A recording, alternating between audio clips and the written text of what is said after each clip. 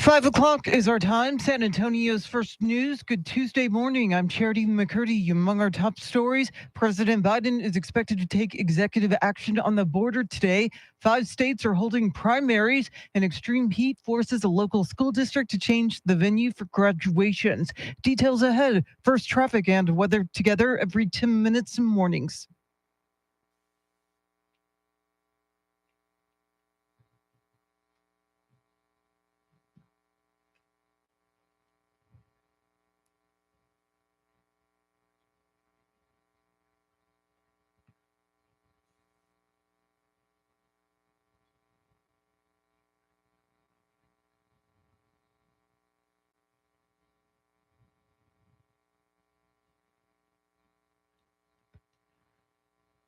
Your Weather Channel forecast for this Tuesday: heat advisory from 1 to 8 p.m. Partly cloudy, a high of 101. Tonight's low near 80. Right now, 80 degrees.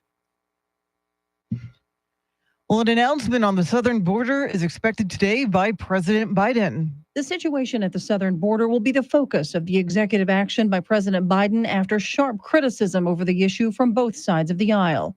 The scheduling comes a month after a group of 15 House Democrats wrote to President Biden asking him to take executive action and largely blaming Republicans for the lack of legislation to fix the immigration system. A recent Fox News poll said the southern border is the second most important issue for voters, with 69% of those polled saying they disapprove of the president's handling of it. He's set to make the announcement prior to traveling to Normandy with the First Lady to mark the 80th anniversary of the Allied landings there in 1944. Tanya J. Powers, Fox News. Well, congressional Republicans grilled Dr. Anthony Fauci over the origins of the COVID-19 during a subcommittee hearing yesterday. Republican Senator Rand Paul told Fox's Hannity he believes the U.S. did in fact fund gain of function at the Wuhan lab where the virus allegedly originated based on leaked emails from January, and insists Dr. Fauci tried covering it up. In no way was Fauci ever objective. Fauci leaned in on this. He pressed hard, and he used his 40 years worth of accumulated power to try to suppress any story that this came from the lab. Dr. Fauci denied allegations he tried covering up the virus's origin, calling the accusations by Republicans simply preposterous. Well, a jury is in place in the Delaware trial of Hunter Biden on gun possession charges. Hunter Biden watched the selection process Monday as several family members, including First Lady Jill Biden, sat in the courtroom behind the defendant. The 12 jurors plus 4 alternates will hear opening statements today. The jury pool was whittled down by being asked about their opinions on gun rights and drug addiction, 2 central issues in this case. Hunter Biden in 2018 bought a gun as he battled a crack cocaine addiction that he detailed in his memoir. He faces charges of lying to get the gun, falsely claiming he was not a drug user, and gun possession. A conviction could mean 25 years in prison. Gernal Scott, Fox News. Israeli Prime Minister Benjamin Netanyahu will reportedly address Congress next week as the war in Gaza continues. The Hill reports Netanyahu will address a joint meeting of Congress on June 13th. Congressional leaders extended an invite to Netanyahu last week. The invitation comes after Senate Majority Leader Chuck Schumer sparked criticism earlier this year when he called for new elections in Israel over Netanyahu's handling of the conflict in the Gaza Strip against Hamas. 4 states, the District of Columbia, are holding primary elections today, even though we already know who the likely presidential nominees are. Fox's Jessica Rosenthal has more on Decision 2024.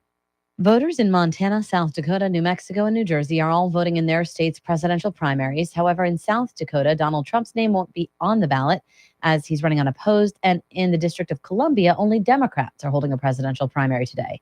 Republicans already cast ballots, with voting wrapping up March 3rd. And the D.C. GOP went for Nikki Haley. Before former President Trump was convicted in Manhattan of 34 felonies, Haley said she would be voting for him. Now, Haley's not on the ballot in South Dakota, New Jersey, or Montana, but she is on the ballot still in New Mexico. Voters in both parties can select no preference as a form of protest in New Mexico and Montana, and Democrats can do so in New Jersey.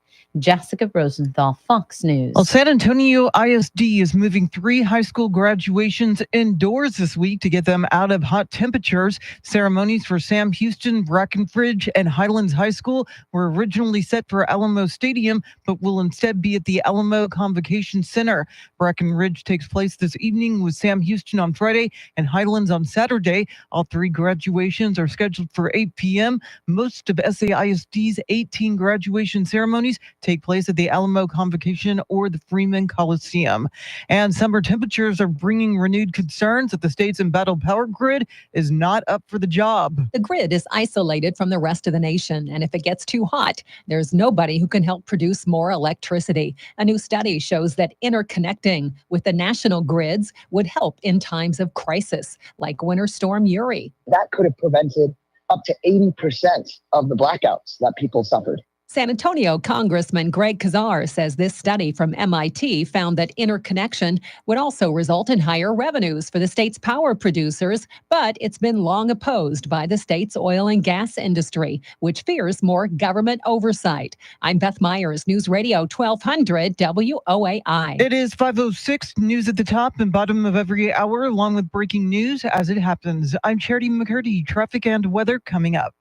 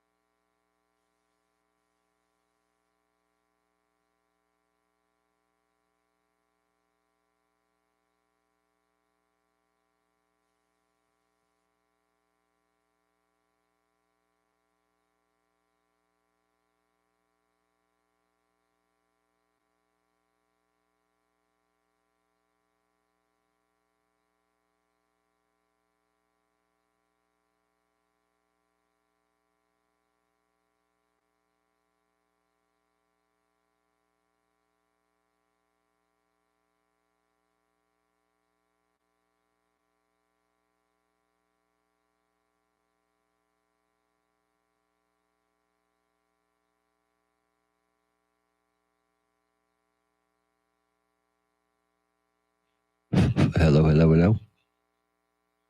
Hello, Travis. No, actually, Travis, going to Chris's mom's funeral later today, so that's how it goes. Good morning, Rooster. Good morning, Tracy. Good morning, Travis. How's everybody doing?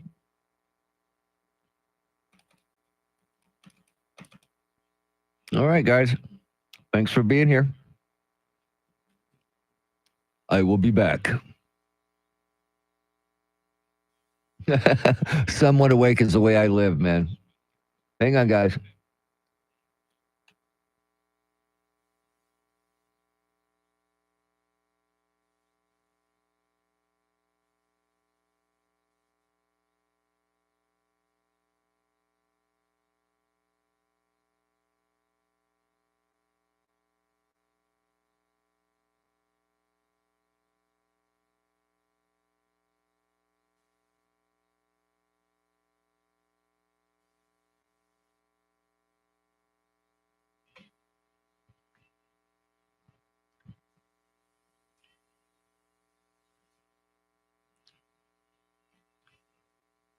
Good morning and welcome into Tuesday, the 4th day of June. 154 days till the 2024 election. 95 days till opening night in the NFL. Baltimore Ravens at the Kansas City Chiefs. 54 days till the Paris Olympics, and only 24 days till the first debate, which will be on CNN. Charity, how are you this morning? I'm doing all right on a Yacht Rock Tuesday. How about yourself? I'm hanging in there for a Yacht Rock Tuesday. I think the winds are just about right. I got the sails up. I think we're good to go. All right. We are good to go. And you know how we get everything started, Charity? How's We that? start it with traffic and weather together.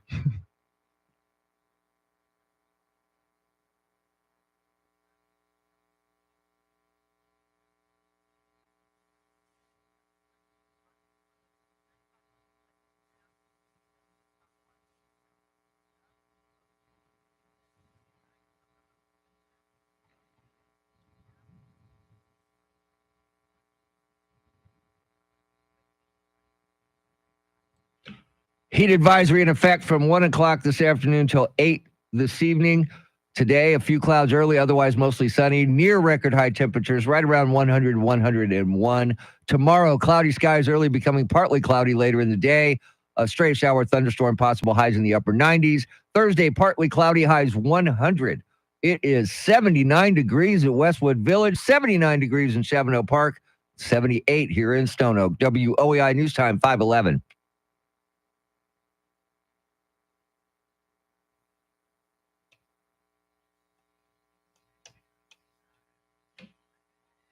It is a Yacht Rock Tuesday here on San Antonio's First News. What is Yacht Rock? Yacht Rock is soft rock between the mid 70s and mid 80s. And of course, this is definitely Yacht Rock.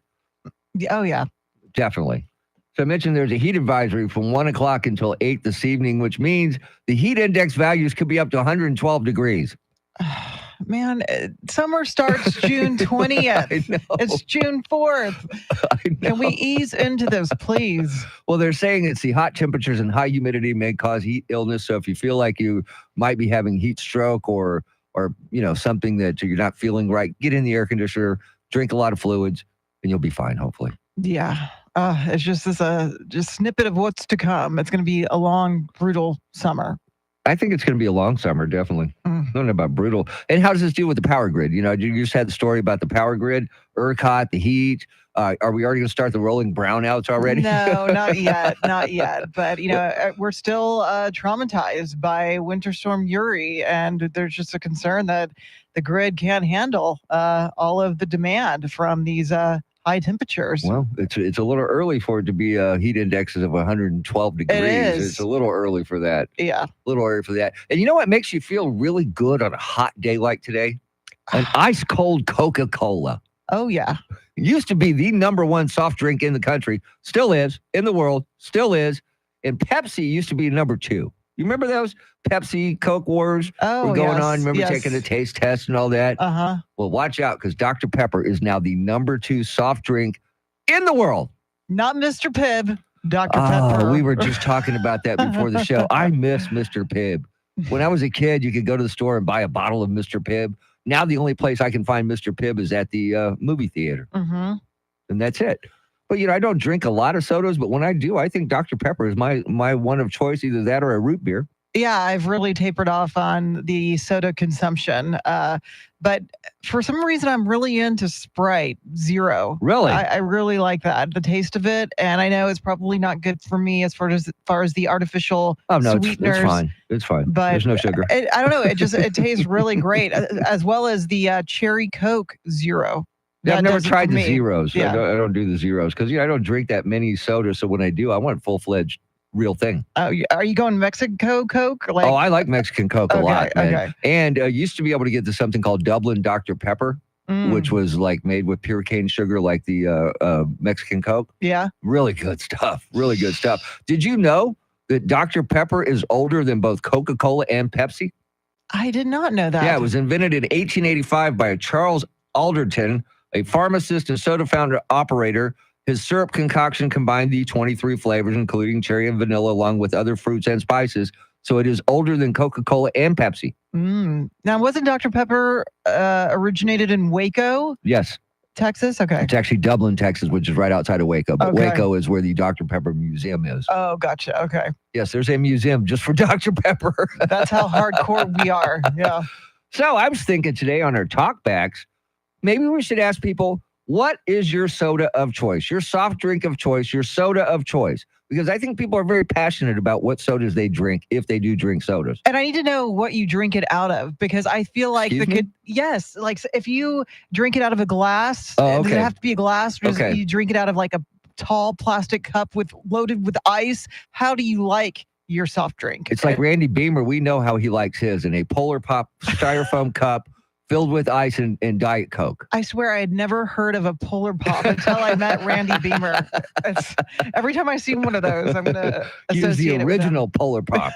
He really is. Speaking of Randy Beamer, he will be coming up in the 6 o'clock hour. Lots to get to this morning, including Dr. Anthony Fauci appearing before a House Select Committee on the coronavirus pandemic. Did we learn anything? We'll talk about that coming up at 5:40. WOAI News Time, 5:15.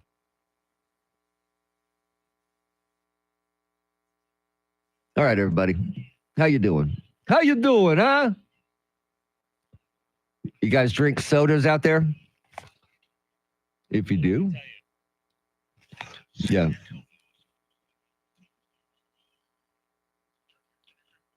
Fully leaded Coca-Cola. I love that. Good morning, Woody.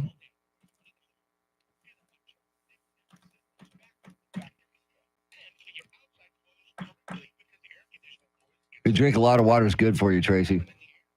Thought I might run into you last night at Chris Duell's mom's viewing, but I didn't. I met the Rock last night, Steve DeRocco. Heard about him all these years, and now I finally got to see him. Got to meet him. All right, lots to get to this morning, guys. Don't go anywhere.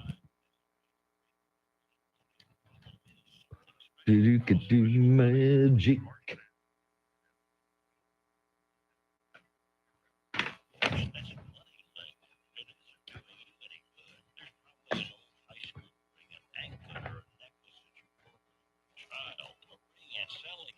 Good morning, Tim. How are things in the Philippines?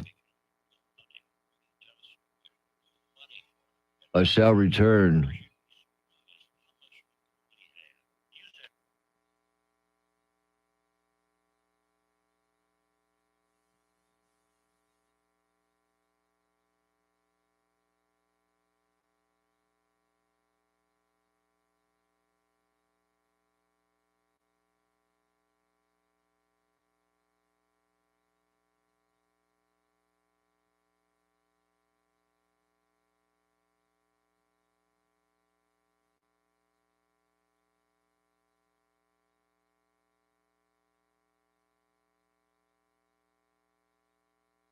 You're talking about the new Coke, Travis. That was the worst idea in the history of man. That was horrible.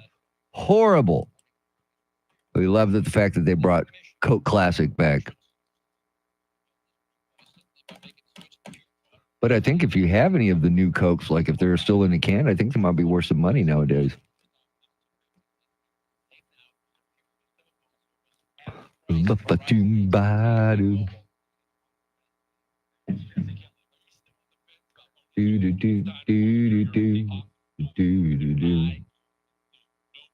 Whoa.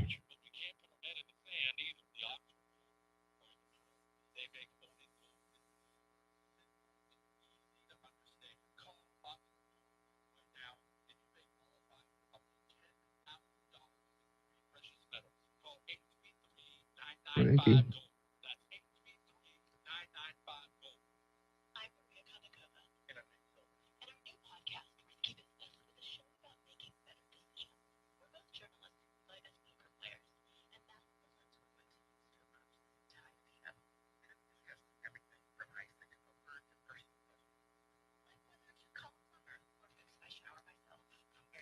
All right.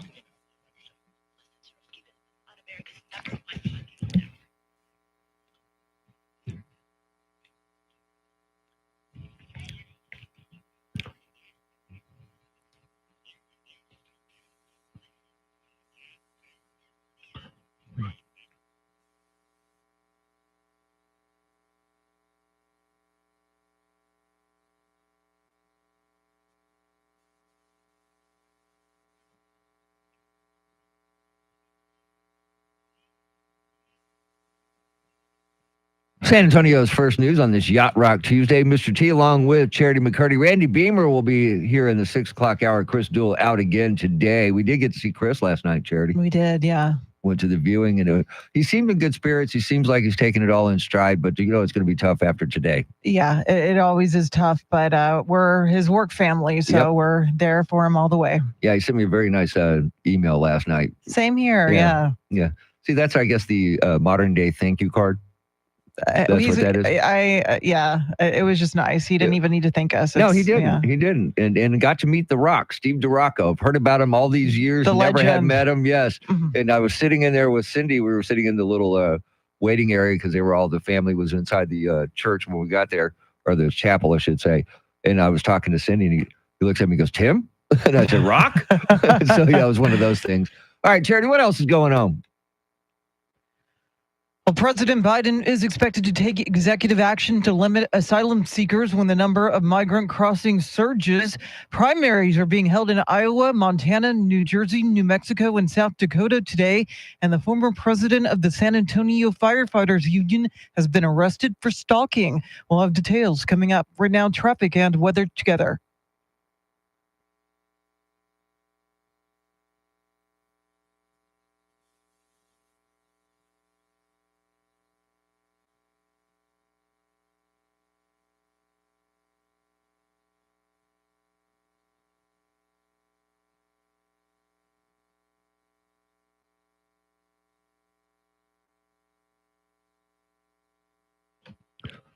Few clouds this morning, and then sunshine this afternoon, near record high temperatures, highs right around 100, 101. Tomorrow, cloudy early, partly cloudy later in the day, stray shower, thunderstorm possible, highs in the upper 90s. Thursday, partly cloudy and hot again, highs right around 100 degrees. 79 in Terrell Hill, 78 in Kerrville, and 78 right here in Stone Oak. WOAI News Time, 521.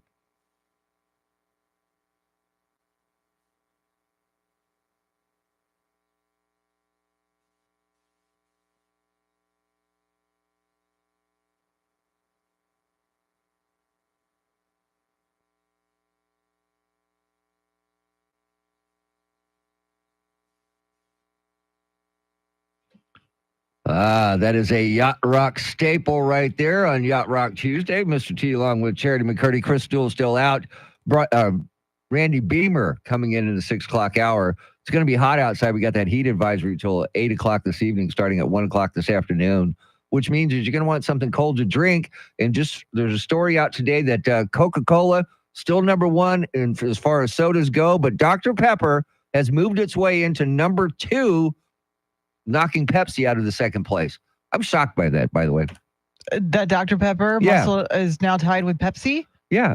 I never liked Pepsi. Yeah. I just, once you've had Coke, I feel like, Pepsi's trying really hard to be Coke, but never was, and I don't think ever will be. But Dr. Pepper, that's just a completely different flavor, which I appreciate. And that's what I want to put in floats, like Dr. Pepper floats instead of a root beer float. Yeah. Now you're talking here. See, there's nothing better on a hot day like today than a nice ice cream and Dr. Pepper float. Mm-hmm. I love it. I love it. And I never drank Dr. Pepper when I was young. It was Mr. Pibb for me. And when I met my wife, she was a Pepper. And she got me into drinking Dr. Pepper at times. I was a Coca-Cola guy or a Mr. Pibb guy. Yeah, and Mr. Pibb is sweeter, right, than Dr. Pepper? It's got a little bit of a different taste to it. Okay. It's just, it's close. It's very close. But it's not quite. Mm-hmm. Not quite. But I liked me some Mr. Pibb. Mm-hmm. Dug it. Yeah. So we're asking you on the Talkback feature available on the free iHeartRadio app. If you don't have the app, download it. It's free. Once you get it, search 1200 WOAI. And we want to know, what is your soda, soft drink of choice? See, I'm from Texas. We called all soft drinks Cokes. Yeah. What kind of Coke do you want? I want a Dr. Pepper. What kind of Coke do you want? I want a Big Red. That's what we called them. So I guess it would be soda or soft drink. Yeah, we don't say pop No, here. no, we do not say pop. The first time I ever heard that, I was in Kentucky visiting my sister one time, and somebody said, "What kind of pop do you want?" And I went, "What? What kind of pop? What's a pop?" I had no idea. Yeah, it's like, what kind of pop do you want? And you want a box of corn?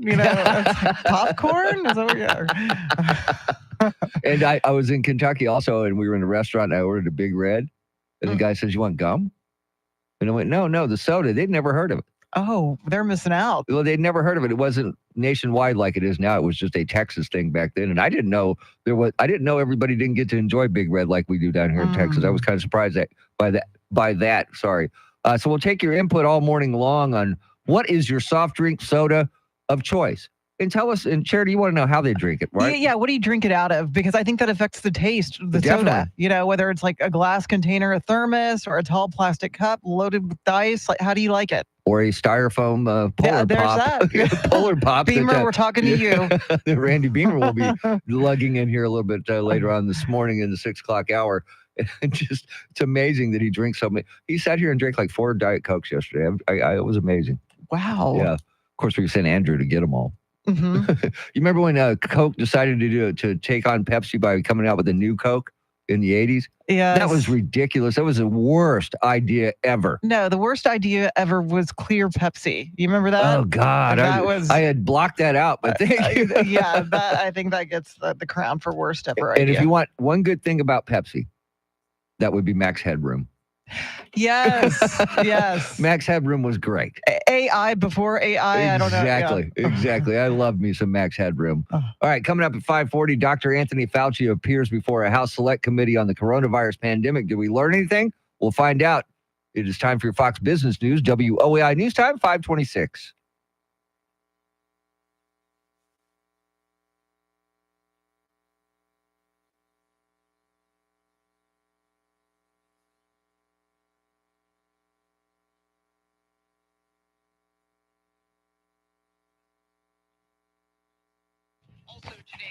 Hello.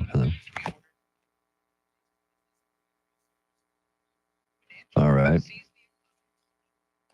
Yeah, rest in peace, Larry Allen. He was the best ever. Played every position on the line except for center, and I bet he could have done a good job at that. Hello, Julian. Love me some Big Red also, man. Well, heck.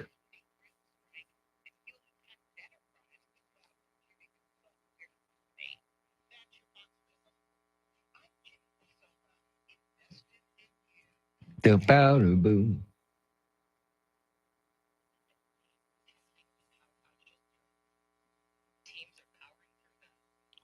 La la la la.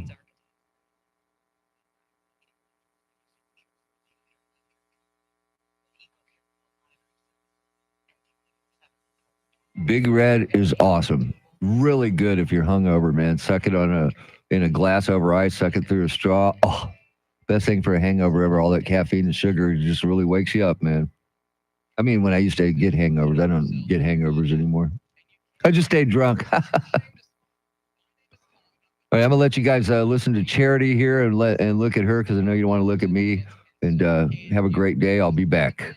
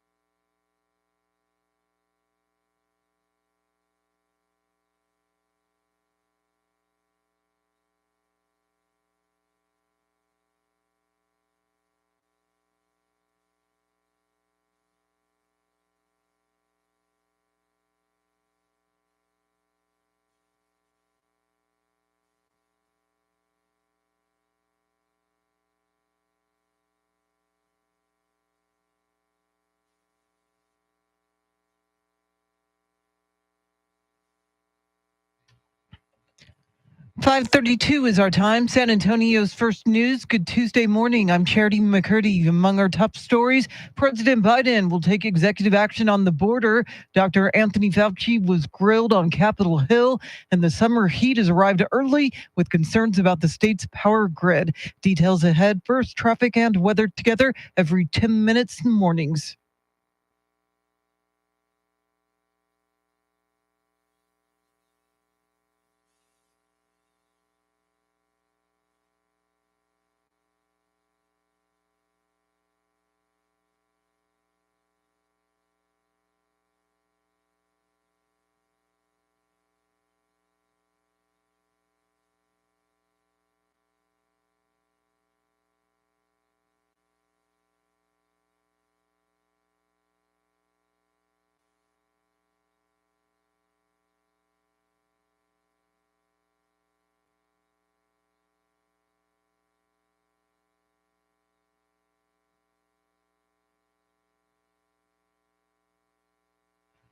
Your Weather Channel forecast for this Tuesday: heat advisory from 1 to 8 p.m. Partly cloudy, a high of 101. Tonight's low near 80. Right now, 82 degrees.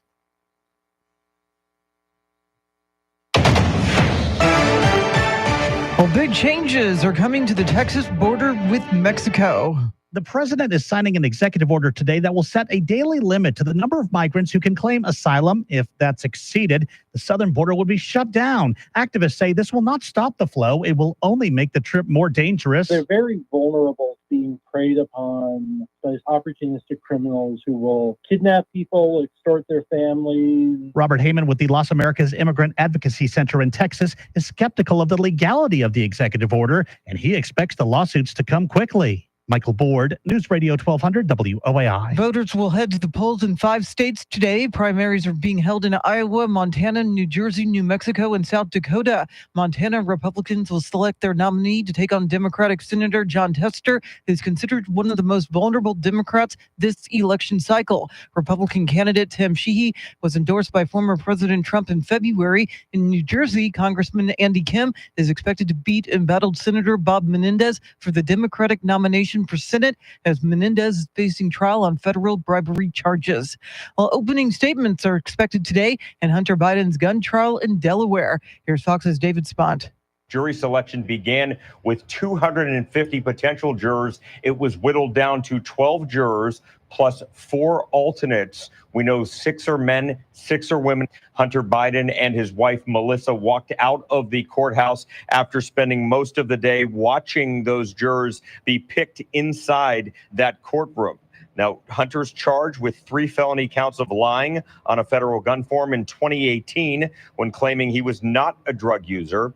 Jurors asked about drug use and gun rights. Hunter's attorney, Abby Lowell, expected to argue that Hunter did not check no to being a drug user on that form. The trial's opening statements are set to begin at 8 o'clock this morning. Dr. Anthony Fauci faced questions during a House Oversight Select Subcommittee denying efforts attempting to suppress the origins of COVID. Here's Fox's Dan Springer. Dr. Anthony Fauci was definitely in the hot seat, being grilled by Republicans on all things COVID, from the origins, which, he downplayed the possibility that it came from a lab in Wuhan, China, to the mandates that led to kids being out of school for well over a year.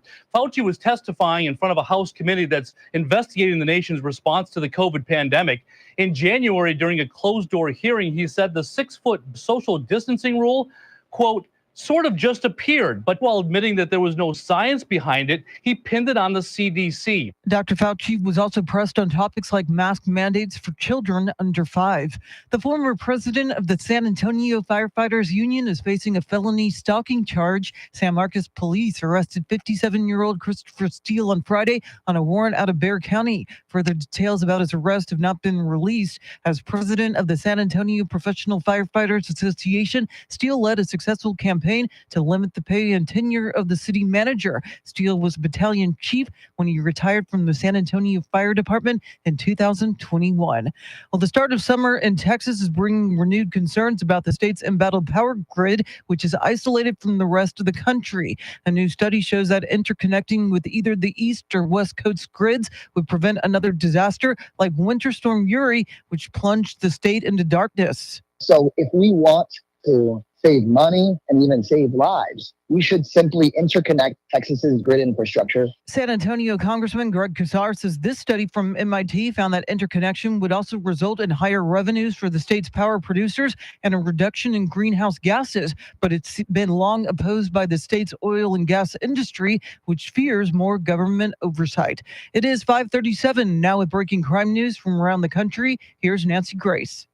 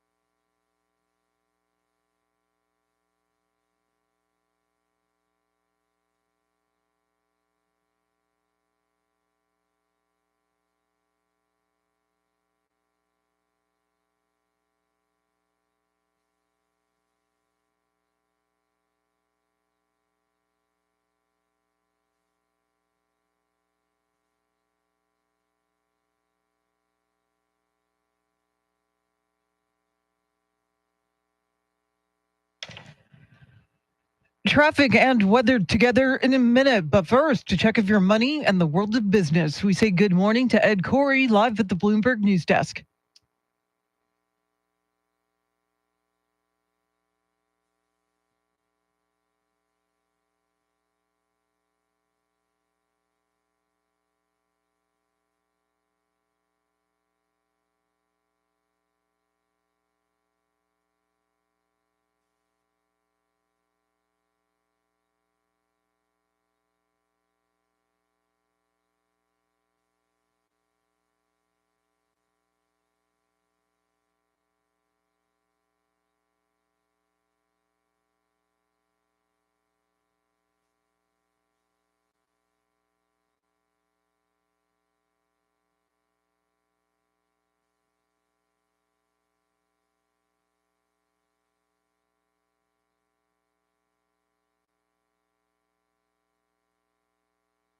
All right, thanks, Ed. News at the top and bottom of every hour, along with breaking news as it happens. I'm Charity McCurdy. Here's traffic and weather.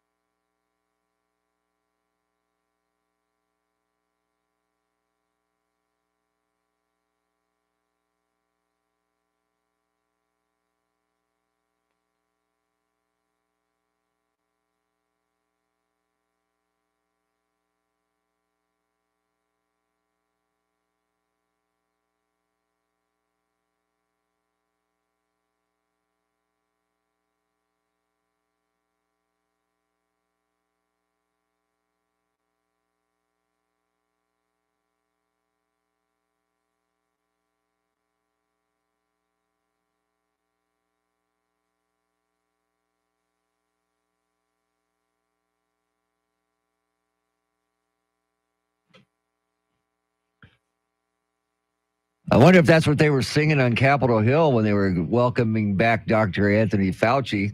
I doubt it very much. Apparently, they like their Fauci grilled on Capitol Hill because they went after him yesterday. And it all started out when they were what got me was when they were talking about that 6-foot rule, and here's how it started. Do you think that a rule that sort of just appeared is substantial justification for the regulations that we saw based on that 6-foot rule? When saying it just appeared, it came from the CDC. And you didn't feel an obligation as the lead scientist at the NIH to challenge that? I've challenged the CDC multiple times. And look, when the pandemic started, remember there was a lot of people not knowing what was going on, and we were taking lead from Dr. Anthony Fauci, and we questioned when it came up, why 6 feet? Yeah, and Fauci says that he believes the CDC used studies about, I guess, like droplets years ago as the reasoning behind that 6-foot distancing guideline. But I understand the continued outrage. I mean, lives were completely turned upside down. I can tell you personally, having a 6-month-old actually, my son was born during the height of the pandemic. Remember that, yes. But even like, speech delays because kids were in classrooms where teachers had their faces covered, their mouths covered. So, I mean, reading lips is a big part of learning to speak a language. So, a lot of parents are still dealing with the fallout over that, having kids under the age of 5 wear masks. It really set us back, and we still haven't caught up and recovered from it. But again, we were in uncharted territory, and I don't even think the CDC knew exactly what to do, and they were just going with what they thought was the best protocol at the time. Yeah, and the protocols kept coming. Remember, they would change from a weekly basis, and that was what was frustrating for sure. Because nobody knew exactly what was going on, and then they were shutting down everything. And then, like you mentioned, the people wearing masks when you go into a store, and the cashier was wearing a mask. Sometimes I didn't know what they were saying because I'm hard of hearing at times because of radio and loud concerts and stuff. So yeah, you're right. It was tough, and I imagine for kids it was, like you said, a lot worse. And then you mentioned that the kids are falling behind. Well, then it was TV or doing classrooms on Zoom and over videos. And let's just face it, kids, if you can't keep their attention right in front of you, especially young kids, they're gonna drift off and think about other things and daydream and do other stuff when nobody's right there in front of them telling them, hey, you got to listen to me. Yeah, and we still don't have a concrete answer on the origins of the virus. I guess Dr. Fauci is saying he's not ruling out, keeping an open mind that it likely came from a lab leak in Wuhan, China. But I think the big question is, are we any better prepared for the next pandemic? And I think that's a resounding no, based on what I heard yesterday. Yeah, and that's scary. Yeah. It's scary because how long ago was that? 4 years ago? Mm-hmm. 4 years ago, and we still don't know the origins of it or if anything we did was right. And you mentioned if there's another pandemic, I don't think we're ready either, Charity. I really don't. Then that's terrifying. That's absolutely terrifying. It is terrifying. All right, coming up, we will share some of your talkbacks. What's your soda of choice now that Dr. Pepper is number 2 behind Coca-Cola, taking over Sprite's place, Pepsi's place? It's amazing, but we'll talk about that, and we'll hear from you coming up at 5:50. Up next, though, it's Flashback. We'll go back in time. Where will we land? Charity knows. Stick around.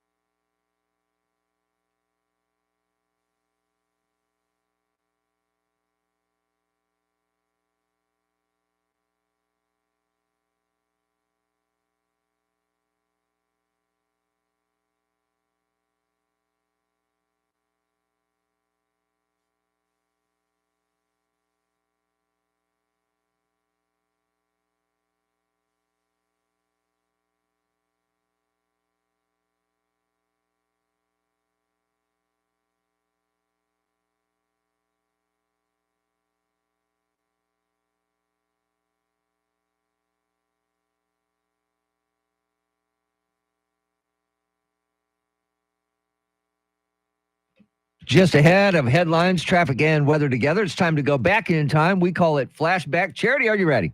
Let's do it. Let's go.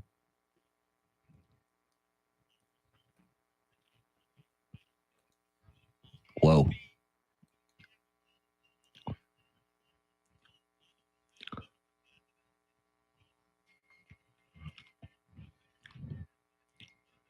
Wow. Wow. Timmy.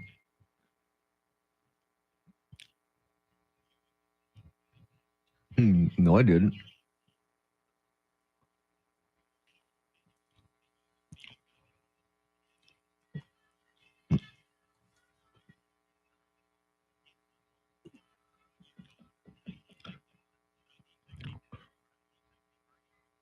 Even though that was a long time ago, sometimes they're just easy. I'm pretty sure that was 1963, Charity. Well, on our live stream, Travis says 1963, so I'm going to go with what Travis is saying. Travis knows. Yeah.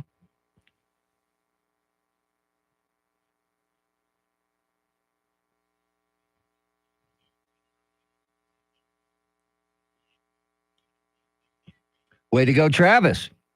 He knew. He knew. Mhm. And a 45 Kids is a really, really small album, and an album is a really, really big CD. That's the best way to explain it, right? Yeah, that's pretty accurate. All right, Charity, what else is going on?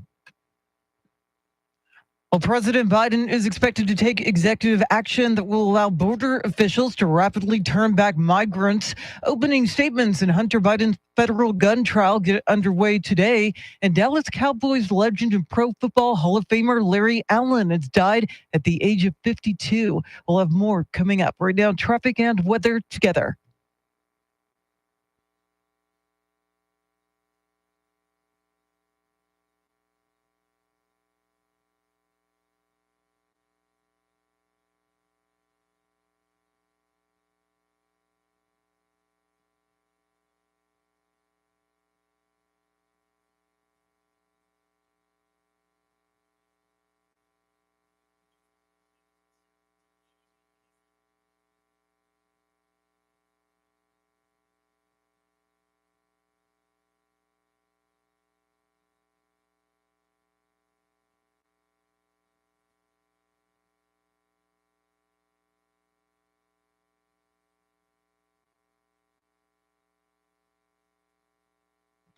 Few clouds this morning, otherwise mostly sunny, near record high temperatures, 100, 101, but it's going to feel a lot hotter than that because of a heat advisory from 1 o'clock until 8 this evening.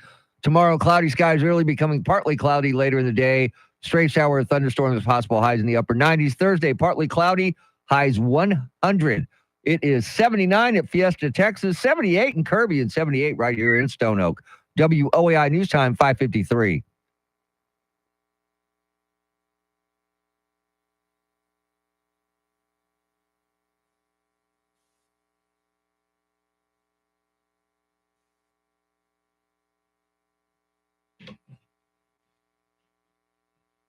Welcome into a Yacht Rock Tuesday here on San Antonio's First News. You're going to hear some Yacht Rock all morning long. Randy Beamer just walked in the studio.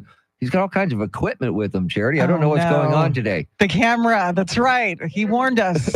He did warn us about this camera thing, and it is here, and he has brought it in. And Randy, we're talking a lot of sodas this morning because Dr. Pepper is now number 2 behind Coca-Cola, taking over for Pepsi. So we know that you're a Diet Coke fan. Yes. And that you're a Polar Pop guy. But let's hear what the people have to say. Let's start with this one. Good morning, WOAI. If I'm drinking a soda pop, it's got to be a Coca-Cola on ice if I'm going through the drive-thru. If I'm drinking out of a can, it's got to be a really cold can, and that's going to be Dr. Pepper. Have a super awesome day. Okay, that's interesting that if it's a drive-thru over ice, it's Coca-Cola. If it's a can, it's got to be an ice-cold Dr. Pepper. Now, I don't even have to ask you, Randy Beamer. We know that you're a Polar Pop kind of guy, and they're working today. Their soda fountains were working. Soda fountain's working today. Oh, thank God. At my Circle K. Otherwise, it's you know who thanks you for that too is Andrew, because he got tired of going back and forth and bringing you Dr. Diet Coke. You have a producer who will go get drinks for you. Talk about Yacht Rock. All right, let's go to this one. Hi everyone, it's Kevin again. So my favorite drink has always been, ever since I was little, was Dr. Pepper, or still is Dr. Pepper. I'm not surprised it's moved up to number 2. I've always loved Dr. Pepper.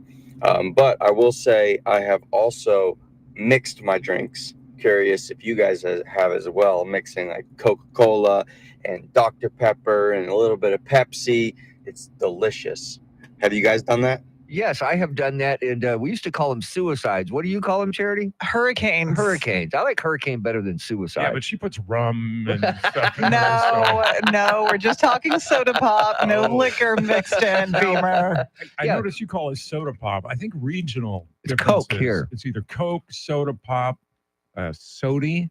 Sody? I've heard that from, it's a rural place in the Midwest. What about pop?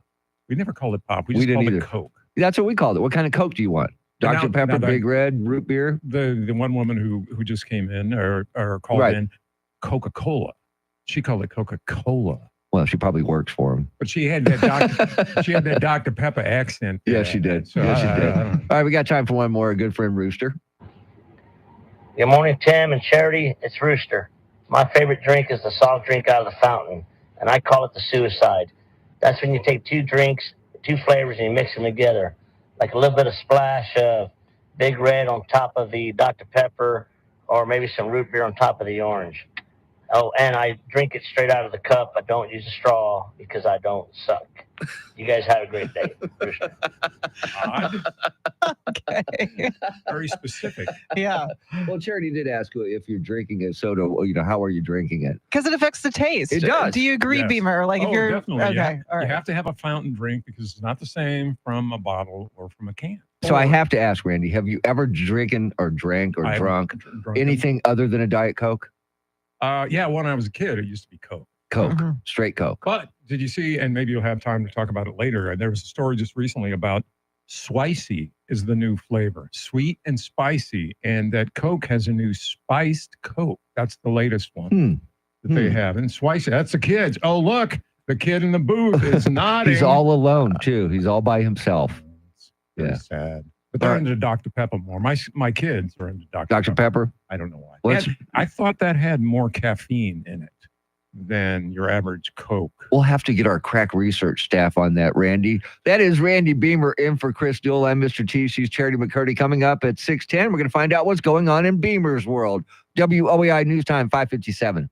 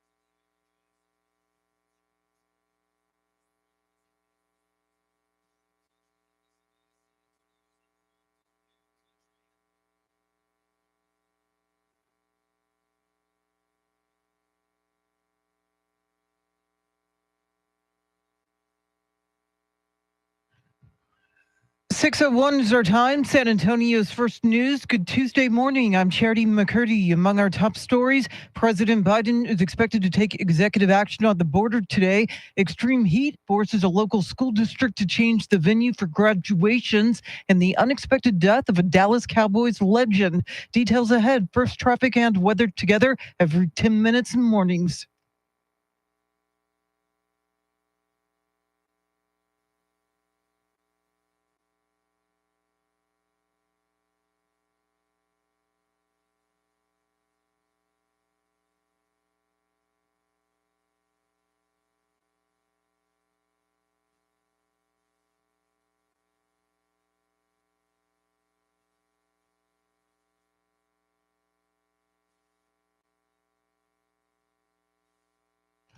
Your Weather Channel forecast for this Tuesday, a heat advisory from 1 to 8 p.m. Partly cloudy, a high of 101. Tonight's low near 80. Right now, 81 degrees.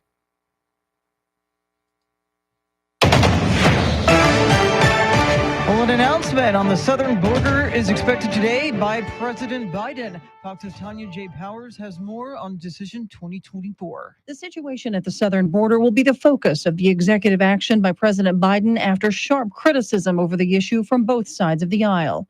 The scheduling comes a month after a group of 15 House Democrats wrote to President Biden asking him to take executive action and largely blaming Republicans for the lack of legislation to fix the immigration system.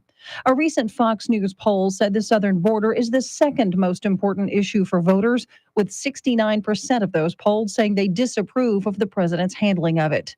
He's set to make the announcement prior to traveling to Normandy with the First Lady to mark the 80th anniversary of the Allied landings there in 1944. Tanya J. Powers, Fox News. Well, congressional Republicans grilled Dr. Anthony Fauci over the origins of COVID-19 during a subcommittee hearing yesterday. Republican Senator Rand Paul told Fox's Hannity he believes the U.S. did in fact fund gain of function at the Wuhan lab where the virus allegedly originated based on leaked emails from January, and insists Dr. Fauci tried covering it up. In no way was Fauci ever objective. Fauci leaned in on this. He pressed hard, and he used his 40 years worth of accumulated power to try to suppress any story that this came from the lab. Dr. Fauci denied allegations he tried covering up the virus's origin, calling the accusations by Republicans simply preposterous. Well, a jury has been seated in Hunter Biden's federal firearms case. 12 jurors and 4 alternates were selected in Delaware federal courtroom. The president's son is accused of illegally buying and possessing a gun while being addicted to drugs in 2018. It marks the first time in U.S. history the child of a sitting president has gone on trial. Opening statements are expected to begin today. Well, a third of hostages still held by Hamas are already dead, according to the government of Israel. The official estimate is that Hamas still holds 120 people captive, but 43 have been declared dead in absentia. Palestinian militants took around 250 hostages into Gaza during their massacre of October 7th last year. Israeli officials based their tally on intelligence tip-offs, video evidence, and forensic analysis. Meanwhile, the families of 8 Americans kidnapped by Hamas are on Capitol Hill for a bipartisan meeting about efforts to get them released. President Joe Biden's pushing Hamas to accept a ceasefire proposal that would see some hostages go free. Jonathan Savage, Fox News. San Antonio ISD is moving 3 high school graduations indoors this week to get them out of hot temperatures. Ceremonies for Sam Houston, Breckenridge, and Highlands High School were originally set for Alamo Stadium, but will instead be at Alamo Convocation Center. Breckenridge takes place this evening with Sam Houston on Friday and Highlands on Saturday. All 3 graduations are scheduled for 8 p.m. Most of SAISD's 18 graduation ceremonies take place at the Alamo Convocation or the Freeman Coliseum. And summer temperatures are bringing renewed concerns that the state's embattled power grid is not ready. The grid is isolated from the rest of the nation, and if it gets too hot, there's nobody who can help produce more electricity. A new study shows that interconnecting with the national grids would help in times of crisis, like Winter Storm Uri. That could have prevented up to 80% of the blackouts that people suffered. San Antonio Congressman Greg Kazar says this study from MIT found that interconnection would also result in higher revenues for the state's power producers, but it's been long opposed by the state's oil and gas industry, which fears more government oversight. I'm Beth Myers, News Radio 1200 WOAI. Oh, Dallas Cowboys legend and Pro Football Hall of Famer Larry Allen has died. The team announced Allen passed away suddenly at the age of 52 while he was on vacation in Mexico with his family on Sunday. Allen played 14 seasons in the NFL with the Cowboys and San Francisco 49ers. It is 6:06, news at the top and bottom of every hour, along with breaking news as it happens. I'm Charity McCurdy. Traffic and weather coming up.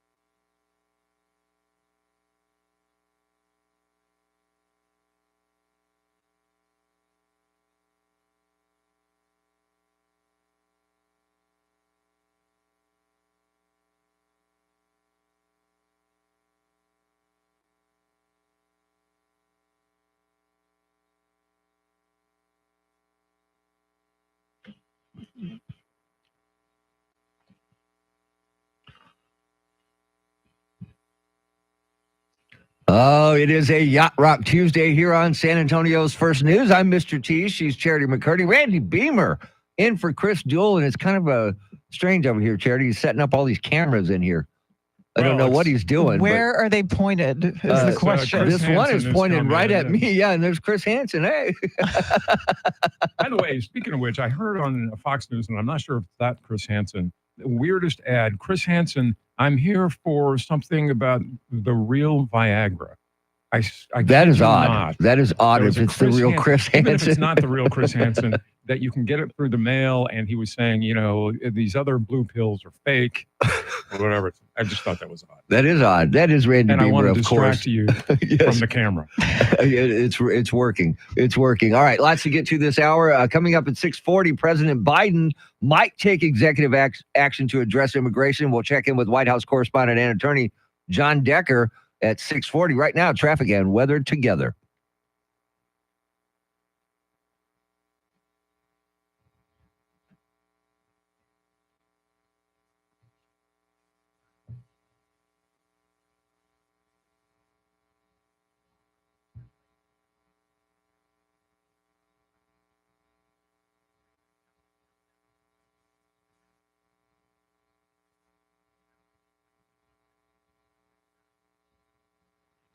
Clouds early, sunny this afternoon, near record high temperatures, highs 100, 101. We have a heat advisory from 1 until 8. Tomorrow, cloudy skies early, partly cloudy later in the day. Stray shower thunderstorm possible, highs in the upper 90s. Thursday, partly cloudy, highs right around 100 degrees. 78 in Bernie, 79 at Kelly Field, and 78 here in Stone Oak. WOEI News Time, 612.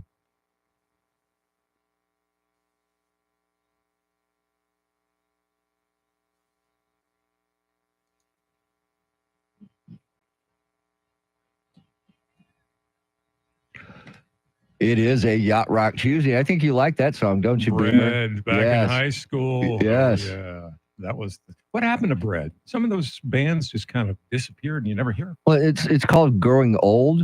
Well, yeah, but a lot of them are still playing. They're still touring. Yeah, I don't think Brett Journey. is, though.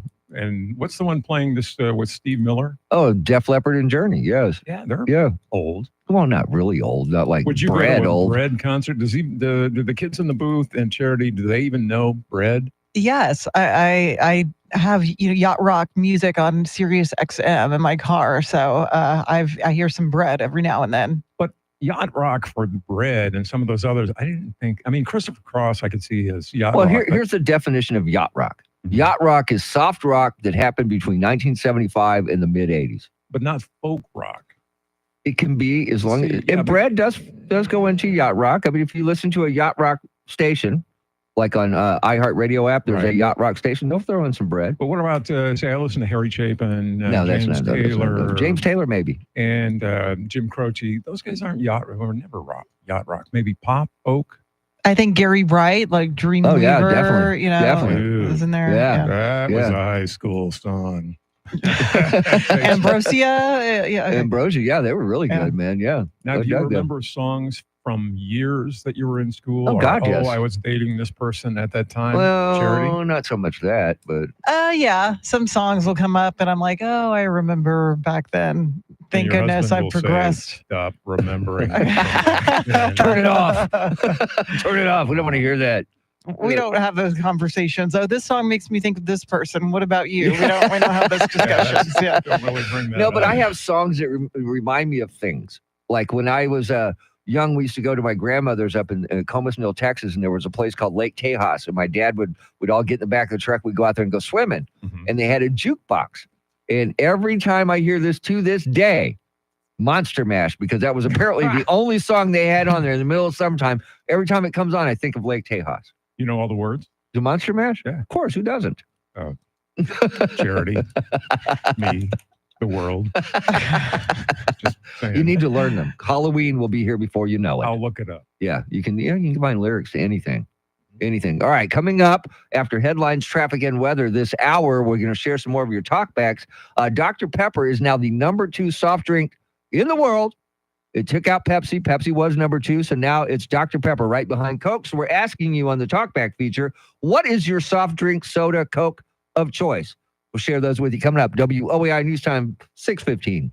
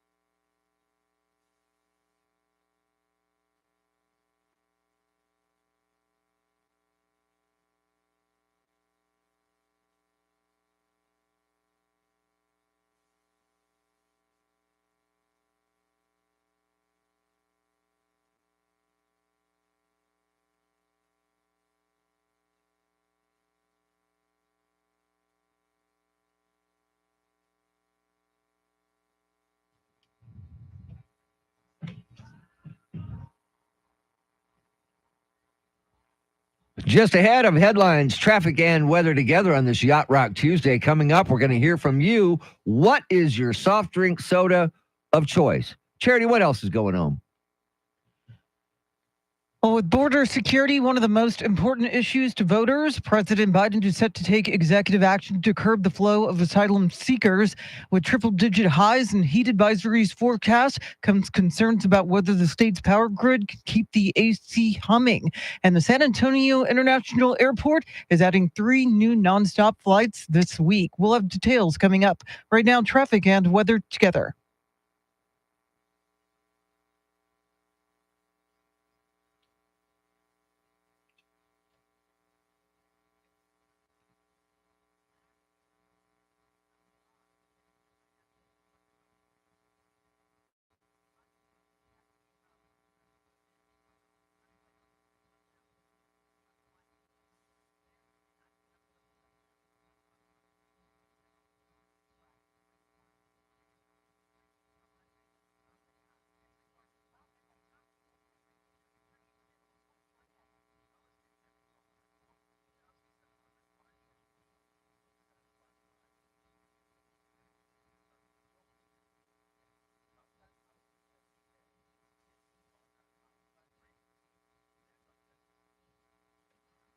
Few clouds this morning, otherwise mostly sunny, near record high temperatures, highs right around 100, 101. There's a heat advisory from 1 p.m. until 8 p.m. Tomorrow, cloudy skies early, partly cloudy in the afternoon, a stray shower, thunderstorm possible, highs in the upper 90s.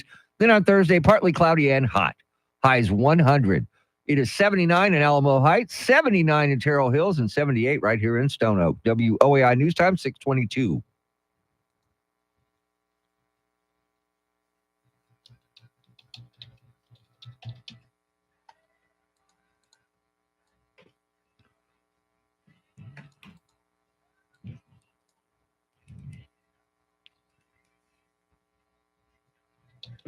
Now, is this your first Yacht Rock Tuesday here on San Antonio's First News? Yacht Rock Tuesday. I'm glad that you wore the ascot because that's very important. Oh, thank you. On the hat. I don't remember. The only mention of yacht I ever heard was Gilligan's Island. I remember Gilligan's Island. I used to love that show. People, Charity and you and Mr. T, I would guess, are yacht people. Going down to the coast, hanging on yachts. With Miffy and Buff. Did I tell you I work in radio?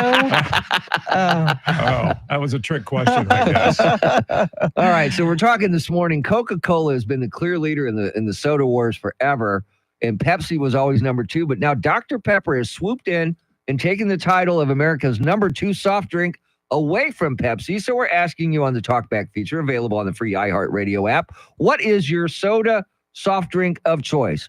Let's go to the people. Let's go out to Lytle, our favorite school teacher. Hey, Mr. T and Charity. This is Stephen from Lytle, your favorite teacher. And my favorite drink is the Coke with the Mexican Coke in the bottle or the McDonald's Coke in the cup with ice. They do something different with McDonald's Coke. My favorite story is my hometown, the high school stadium, had Mr. Pibb on the tap. And I always told my dad, oh, that's the best Mr. Pibb I ever had. He said, yeah, because they probably hooked it up wrong. It was really Dr. Pepper. And you thought it was Mr. Pibb, so probably so. Y'all have a great day. I like Mr. Pibb. It was one of my favorites. I loved it when growing up. Here's another one. Good morning, y'all. I'll be honest with you. I went to McDonald's not too long ago, and the first thing I was going to order was, of course, a Coca-Cola Classic. Because McDonald's has got that very crisp Coca-Cola. Sorry, sir, we're fresh out. The next thing I ordered, Dr. Pepper. Why? Because that's all they had that's worth the while. Dr. Pepper. Dr. Pepper. I think it affected his voice. It did. It did. His rhythm. All right, here we go. We got time for one more. Good morning. Happy Tuesday. I love a really cold can of Diet Coke. I don't know why, but to me, it tastes better straight out of the can. And just saying, with Randy Beamer and his Polar Pop, nothing wrong with that. Diet Coke over some ice and some styrofoam. Hey, I can dig it. Y'all have a great Tuesday. That is Kemper. Thank you, Kemper. Thank you. She likes your polo pop. Styrofoam also adds some kind of chemical Fakeness to it, yes. carcinogenic Yes. thing, Yes, especially now- if you redo the cups, reuse them, and that's why I like to recycle. That is called recycling. All right, coming up at 6:40, President Biden might take executive action to address the immigration crisis at the border this week. We'll talk about it with our national correspondent, John Decker, coming up at 6:40. Right now, WOEI News Time, 6:26.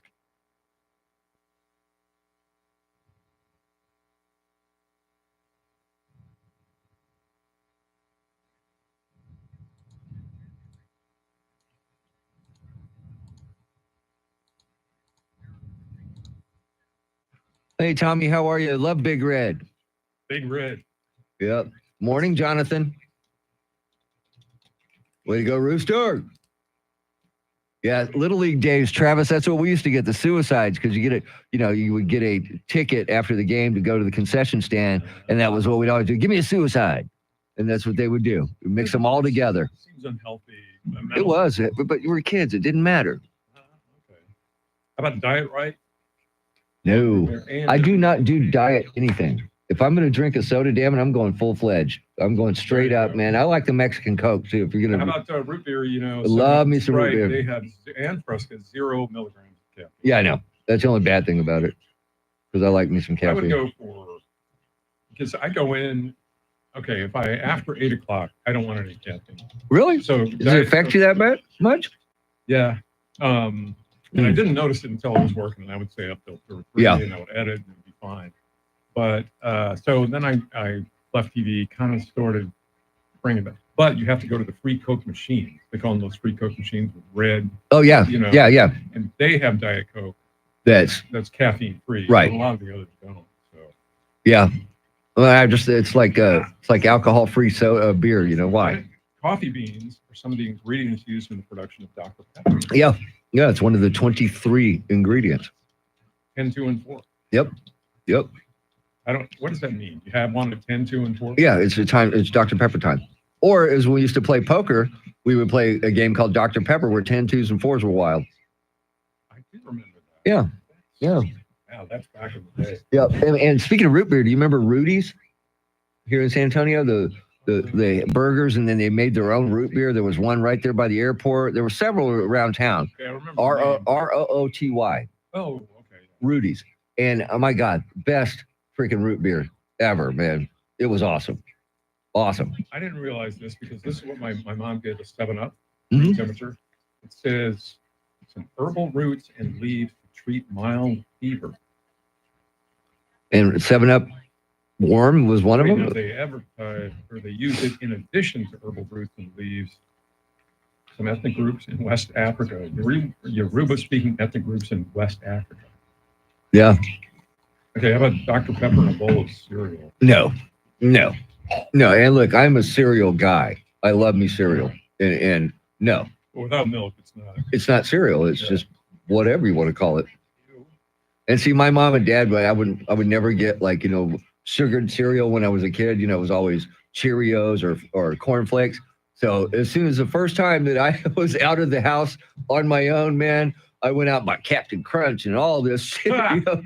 And to this day, I'm still a Captain Crunch fan. Love it. That's what I had. Love it, man. I don't know what it is. I love How Captain much Crunch. you didn't do. See, I don't eat cereal for breakfast. Never have. It's my late night snack, my go to bed snack. I love it, man. Yeah. See, you're healthy. I was never Well, healthy. no, because what's really good is Captain Crunch on vanilla ice cream. Really good. It's really That's good though. some kind of No, serious it's really good. psychotic It's really good, especially the Crunch Berries. Oh hell yeah! Crunch Berry. Oh I hell remember yeah! that. Oh hell yeah! That's See, good what's stuff. weird is Oh.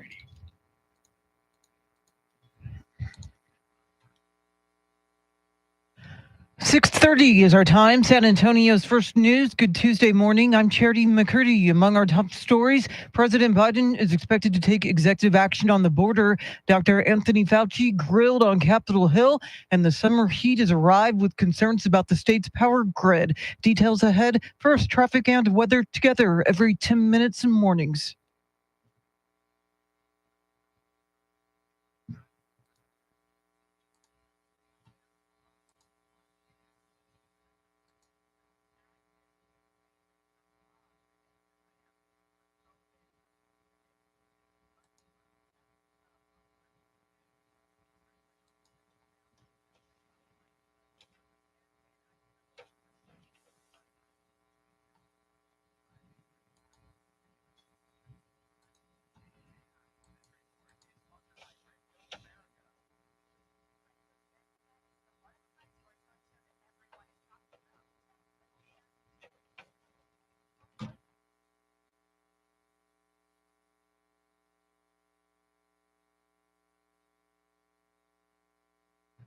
Your Weather Channel forecast for this Tuesday, heat advisory from 1 to 8 p.m. Partly cloudy, a high of 102. Tonight's low near 80 with a chance for showers. Right now, 82 degrees. Well, big changes are coming to the Texas border with Mexico. The president is signing an executive order today that will set a daily limit to the number of migrants who can claim asylum. If that's exceeded, the southern border will be shut down. Activists say this will not stop the flow. It will only make the trip more dangerous. They're very vulnerable to being preyed upon by opportunistic criminals who will kidnap people, extort their families. Robert Heyman with the Las Americas Immigrant Advocacy Center in Texas is skeptical of the legality of the executive order, and he expects the lawsuits to come quickly. Michael Board, News Radio 1200 WOAI. Voters will head to the polls in 5 states today. Primaries are being held in Iowa, Montana, New Jersey, New Mexico, and South Dakota. Montana Republicans will select their nominee to take on Democratic Senator John Tester, who's considered one of the most vulnerable Democrats this election cycle. Republican candidate Tim Sheehy was endorsed by former President Trump in February. In New Jersey, Congressman Andy Kim is expected to beat embattled Senator Bob Menendez for the Democratic nomination for Senate, as Menendez is facing trial on federal bribery charges. And opening statements are expected today in Hunter Biden's gun trial in Delaware. Here's Fox's David Spunt with more. Jury selection began with 250 potential jurors. It was whittled down to 12 jurors plus 4 alternates. We know 6 are men, 6 are women. Hunter Biden and his wife, Melissa, walked out of the courthouse after spending most of the day watching those jurors be picked inside that courtroom. Now, Hunter's charged with 3 felony counts of lying on a federal gun form in 2018 when claiming he was not a drug user. Jurors asked about drug use and gun rights. Hunter's attorney, Abby Lowell, expected to argue that Hunter did not check no to being a drug user on that form. And the trial's opening statements are set to begin at 8 o'clock this morning. Dr. Anthony Fauci faced questions during a House Oversight Select Subcommittee denying efforts attempting to suppress the origins of COVID. Here's Fox's Dan Springer. Dr. Anthony Fauci was definitely in the hot seat being grilled by Republicans on all things COVID, from the origins, which, he downplayed the possibility that it came from a lab in Wuhan, China, to the mandates that led to kids being out of school for well over a year. Fauci was testifying in front of a House committee that's investigating the nation's response to the COVID pandemic. In January, during a closed-door hearing, he said the 6-foot social distancing rule, quote, sort of just appeared, but while admitting that there was no science behind it, he pinned it on the CDC. And Dr. Fauci was also pressed on topics like mask mandates for children under 5. The former president of the San Antonio Firefighters Union is facing a felony stalking charge. San Marcos police arrested 57-year-old Christopher Steele on Friday on a warrant out of Bexar County. As president of the San Antonio Professional Firefighters Association, Steele led a successful campaign to limit the pay and tenure of the city manager. Steele was a battalion chief when he retired from the San Antonio Fire Department in 2021. Well, 2 University of Texas professors have filed a suit against the Biden administration over Title IX rules regarding students having out-of-state elective abortions. Philosophy professor Daniel Bonavac and finance professor John Hatfield say it goes against their First Amendment rights to treat those absences as excused unless the abortion is medically necessary to save the mother's life. They view elective abortions as, quote, an act of violence against the most vulnerable and defenseless members of the human family, unquote. The suit also alleges that professors will not allow teaching assistants to wear cross-dressing attire on the job or use plural pronouns to address individual students in accordance with grammar rules and professional standards. Eric Lycum, News Radio 1200 WOAI. Well, the start of summer in Texas is bringing renewed concerns about the state's embattled power grid, which is isolated from the rest of the country. A new study shows that interconnecting with either the East or West Coast grids would prevent another disaster like Winter Storm Uri, which plunged the state into darkness. So if we want to save money and even save lives, we should simply interconnect Texas's grid infrastructure San Antonio Congressman Greg Casar says a study from MIT found that interconnection would also result in higher revenues for the state's power producers and a reduction in greenhouse gases, but it's been long opposed by the state's oil and gas industry with fears of more government oversight. The San Antonio International Airport is adding 3 new nonstop flights this week, 2 domestic, 1 international. On Saturday, Viva Aerobus launched its twice weekly flight to Mexico. That route will fly on Tuesday as well. Southwest Airlines takes off today for Burbank, California, the first daily flight to the destination. Tomorrow, American Airlines will launch a daily nonstop to Philadelphia. April was the airport's 12th straight record-breaking month with 7% more passengers than April of last year. And Americans are making more, but feeling it less. More Americans are making $400,000 now than before the pandemic, but many voters still have negative perceptions about President Biden's economy. That, according to census data compiled by the Economic Innovation Group. Part of the problem is, thanks to inflation, the salaries people are enjoying don't bring the same amount of purchasing power. Treasury Secretary Janet Yellen will be quizzed on our economic disparities on Capitol Hill today. Gary Baumgarten, Fox News. It is 6:37. Traffic and weather together in a minute, but first, a check of your money and the world of business. Ed Corey is live at the Bloomberg News Desk.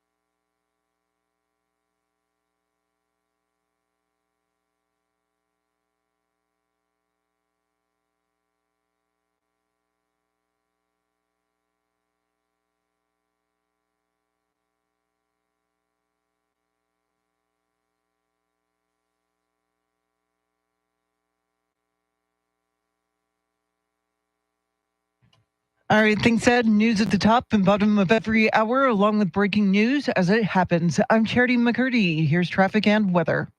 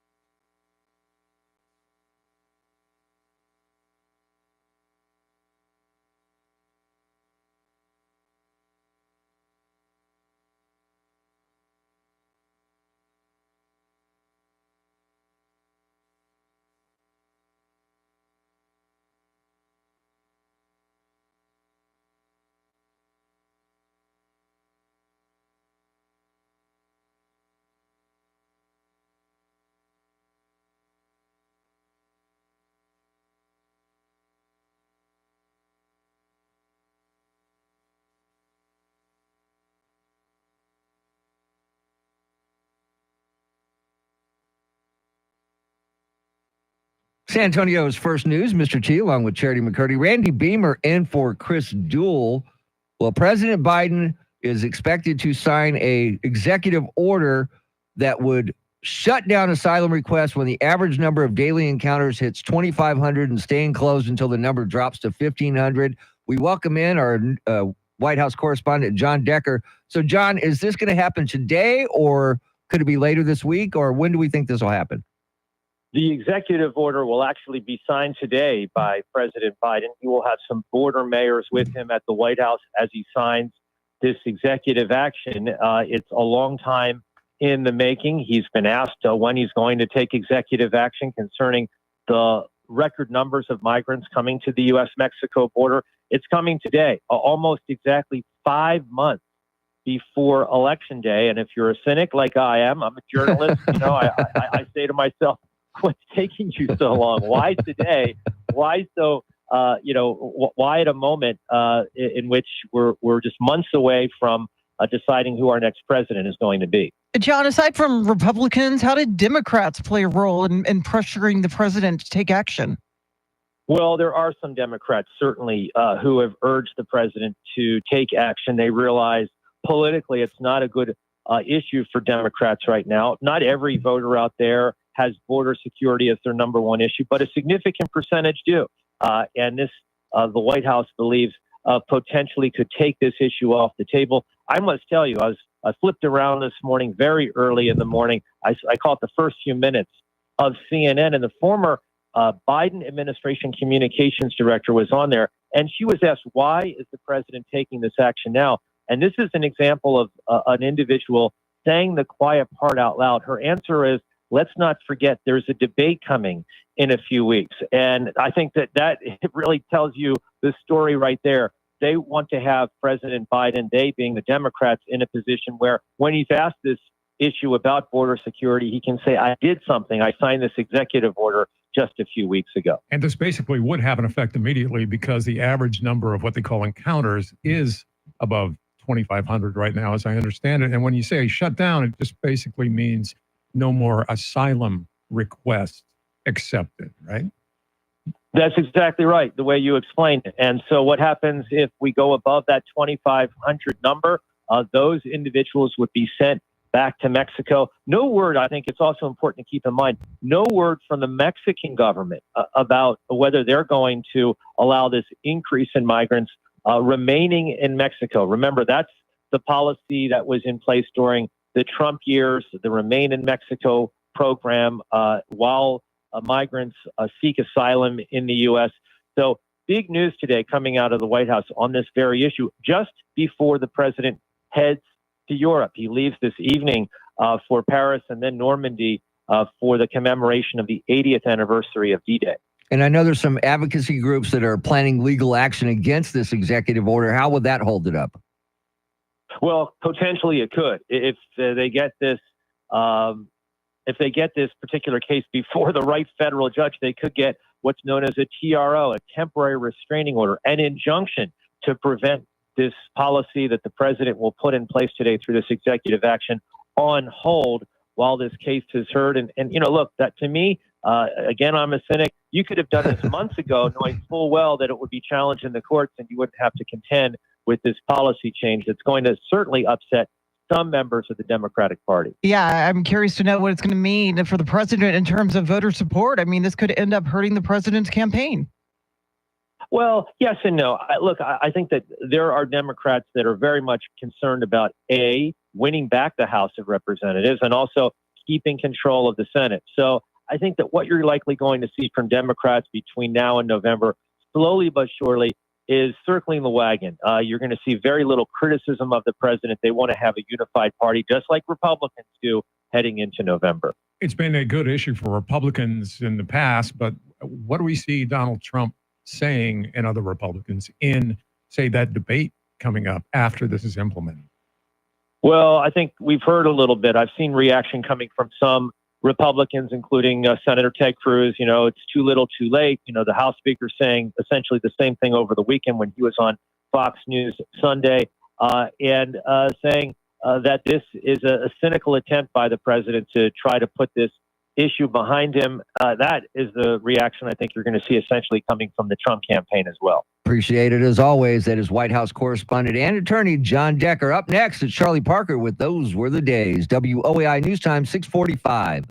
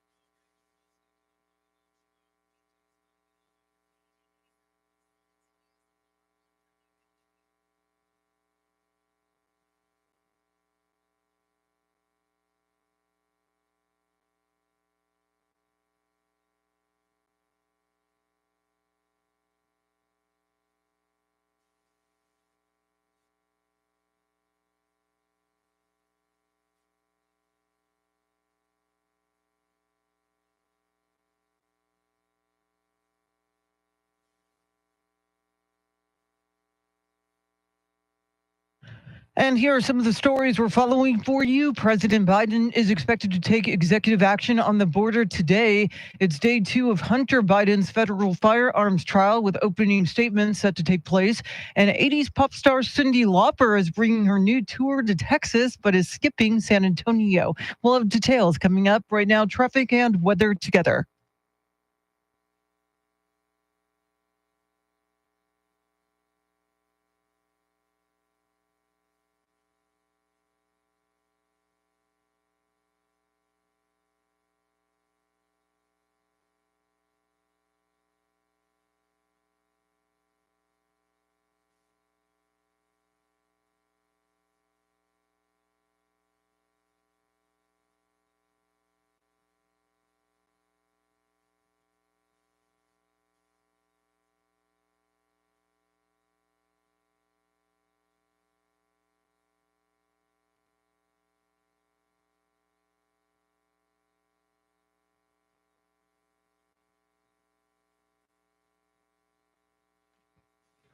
Clouds this morning, otherwise mostly sunny and hot. Near record high temperatures, highs 100, 101. There's a heat advisory from 1 p.m. until 8 p.m. Tomorrow, cloudy skies early, partly cloudy in the afternoon. A stray shower thunderstorm possible. Highs in the upper 90s. Thursday, partly cloudy and hot. Highs 100. It is 79 at Fiesta, Texas, 79 in Hollywood Park, and 78 here in Stone Oak. WOAI News Time, 6:54.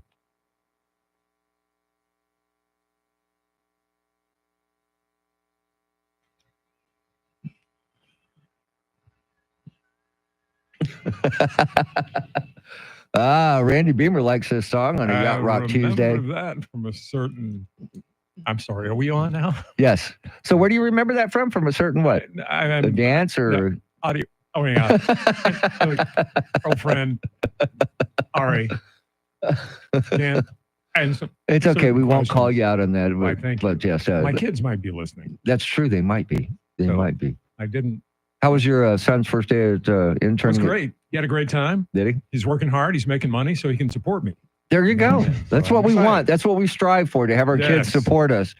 All right. So throughout the 20th century, most of the 20th century, Coca-Cola has been the #1 soft drink soda in America. Coca leaves. Yeah. And then it was followed by Pepsi, was always #2. Well, not so much anymore. Dr. Pepper has swooped in and taking the title of America's #2 soft drink. Well, now I'm thinking it was probably more popular in Texas. Dr. Pepper? Dr. Pepper. Yeah. Yeah. And Big Red, because you get your barbacoa. Exactly. Barbacoa and Big Red. Oh, gosh, yes. Gosh, yes. You can't have barbacoa without Big Red. It just doesn't taste the same, right, Charity? It's been a while, but yeah, it's a great combination. It is a great combination. So we've been asking you on the Talkback feature, available on the free iHeartRadio app, what is your soda of choice, your soft drink of choice? Let's go to the people. Here's our first one. Good morning, guys. My favorite soda, and always have been and always will, is root beer. Any brand, but I prefer mug root beer. Yeah, have a nice day. Thank you. I like root beer. And we talked about this before. Remember Rudy's, right? Oh, yes. You get the root beer out the barrel, Oh, fresh. good stuff. No caffeine in root beer. That's the only downside of it, to be honest with you. I feel like you could have a whole nother separate conversation or debate about root beer, the best root beer, because, Barks, I think, is top notch. That's where we differ. I go with Frosty or A&W. A&W. Yeah, A&W. Or if you have a choice, man, IBC makes a pretty good root beer. I haven't tried that. It's pretty good. It is good. It's really good. All right, let's go back to the people. Good morning, guys. This is Hector. I've always been a traditionalist, and I've always gone with Coke or Diet Coke. But here's the deal. I'm one of only 3 people, and probably in South Texas, that has never liked Big Red. I tried it once or twice when I was a little kid. I just didn't take the taste of it. Oh. Anyway, have a great day, guys. I got to meet Hector last night. Hector Gomez was there at Chris Duell's mom's viewing last night. And I'd never met him before, but he was a nice guy. Hector needs to try it with vanilla ice cream. Big Red with vanilla ice cream. That's amazing. Sad to say, I have never tried that. Midwest, we didn't have, when I was growing up, Big Red. No, it was in Texas only. Yeah. Yeah. Because I was telling It's like a story. Coors beer that would cross state lines. My brother-in-law's dad would fill his trunk with Coors beer and come from Louisville down here just to bring my brother-in-law Coors beer. Yeah. Interesting how you move from soda right into beer. Oh, it kind of goes together. It really does. Ew. I told a story Ew. earlier. We were in Kentucky and at a restaurant when I was visiting my sister. I think I was like 14. And I ordered a Big Red. And the guy said, "You want chewing gum?" And I said, "No, the soda." Never heard of it. Yeah, that's Never heard of it. How about beer and caffeine? Didn't they try that in once? See, that beer defeats and the whole soda purpose. together? It's like up and down, up and down, up Makes and you down. throw up earlier. All right, here we go. We've got time for one more. Well, good morning, guys. This is your Pennsylvania truck driver, DJ. I don't drink sodas very often. I drink mostly iced teas, but when I do, it's Coke out of a fountain and Dr. Pepper out of a bottle of a can, and they both got to be really cold. But there are times when I like to grab me a good old Frosty root beer. It reminds me of times when I was a child drinking Frosty root beers at a club called Pastime Club up there in LaGrange, Texas. And I also like the RC Cola. Ooh, RC Cola. I had forgotten about RC Cola. I loved his Pennsylvania accent, by the But way. he's from Texas and he just lives up in Pennsylvania right now. Wound So up in LaGrange. yeah, he checks in with us pretty much Charity, you every been to time. LaGrange? No, I haven't, but I like the song. Yeah, I do too. Yeah. Every time I think of LaGrange, I think of that song. Right. Yeah. ZZ Top. Yeah, ZZ Yeah. Top. See, I know what you're thinking. I No. know exactly what you're thinking. Why, there was a song. They did a musical about it. Tell us more, Beamer. All right, coming up the 7 o'clock hour at 7:10. Wait till you hear this. Unfortunately, we lost the greatest lineman in the history of the NFL yesterday. Larry Allen passed away at the age of 52 while he was on vacation in Mexico. We're going to hear from Deuce Emmett Smith in our Wait Till You Hear This segment. Charity's got the news right now. WOAI News Time, 7 o'clock.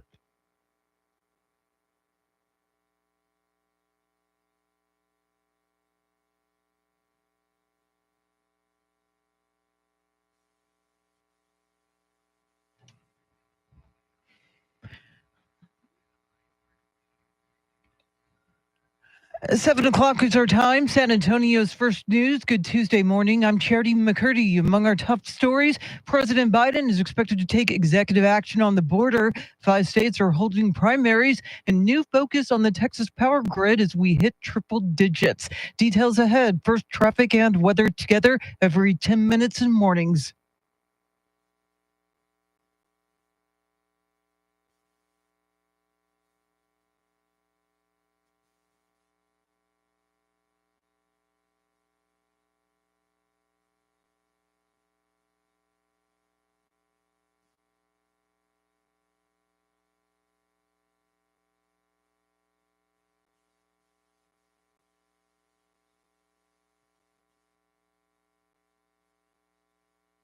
Your Weather Channel forecast for this Tuesday, heat advisory from 1 to 8 p.m. Partly cloudy, a high of 102. Tonight's low near 80 with a chance for showers. Right now, 82 degrees.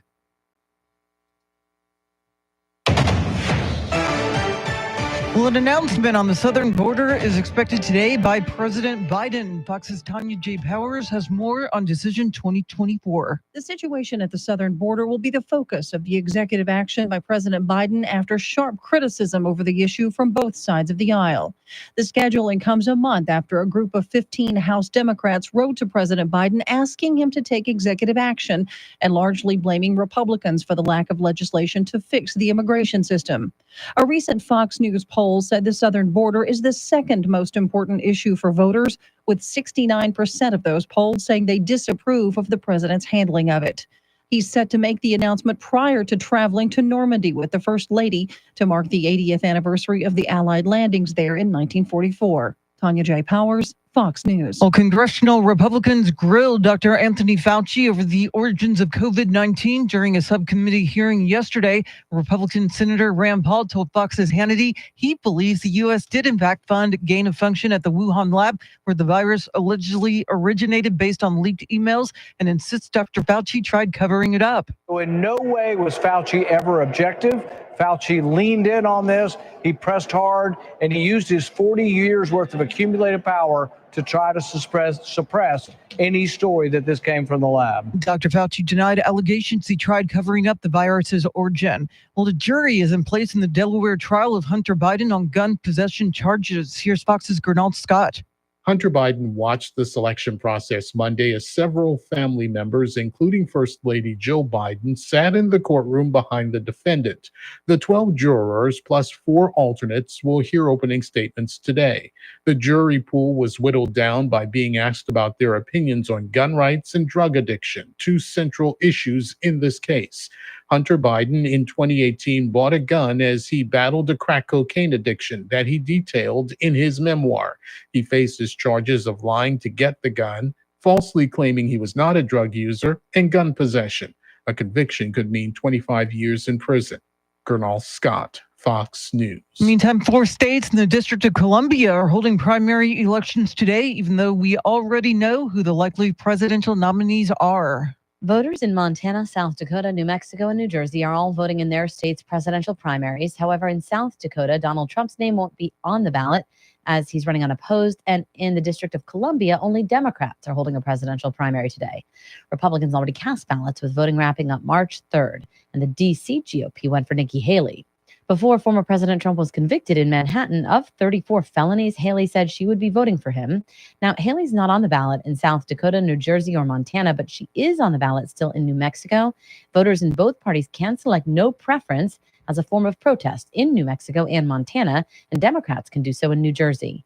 Jessica Rosenthal, Fox News. Well, a San Antonio man is dead after a bull riding accident during a Bandera rodeo Friday night. Bandera County officials say 22-year-old Peter DeLuna was thrown off the bull at Mansfield Arena. The bull stepped on DeLuna, who collapsed as he walked off the field. Bandera County EMS responded, but DeLuna died of his injuries. The rodeo was part of the Riding on Faith Rodeo Summer Series, which is scheduled for every Friday night in June and July.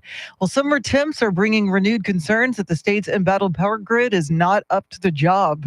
The grid is isolated from the rest of the nation, and if it gets too hot, there's nobody who can help produce more electricity. A new study shows that interconnecting with the national grids would help in times of crisis, like Winter Storm Uri. That could have prevented up to 80% of the blackouts that people suffered. San Antonio Congressman Greg Casar says this study from MIT found that interconnection would also result in higher revenues for the state's power producers, but it's been long opposed by the state's oil and gas industry, which fears more government oversight. I'm Beth Myers, News Radio 1200 WOAI.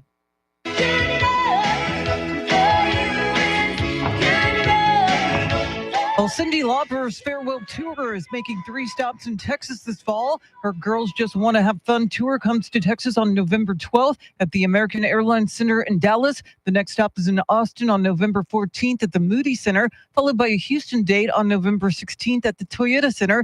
No stops in San Antonio. Pre-sale tickets go on sale online today at 10 a.m. It is 7:06. News at the top and bottom of every hour, along with breaking news as it happens. I'm Charity McCurdy. Traffic and weather coming up.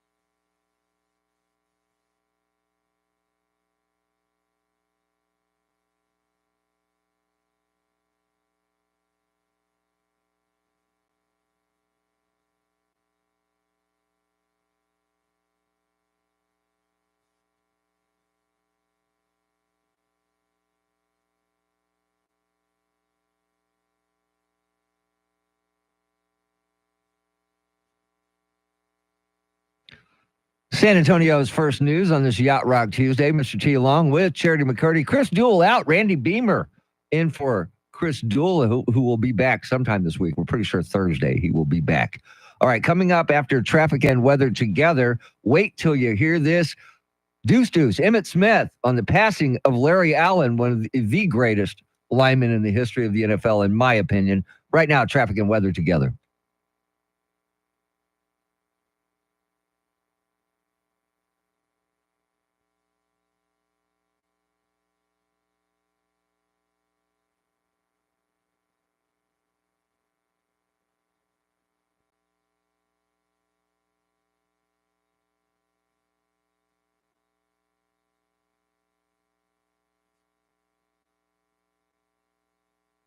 Some clouds this morning, sunshine this afternoon, near record high temperatures, highs 100, 101. There is a heat advisory in effect from 1 o'clock until 8 p.m.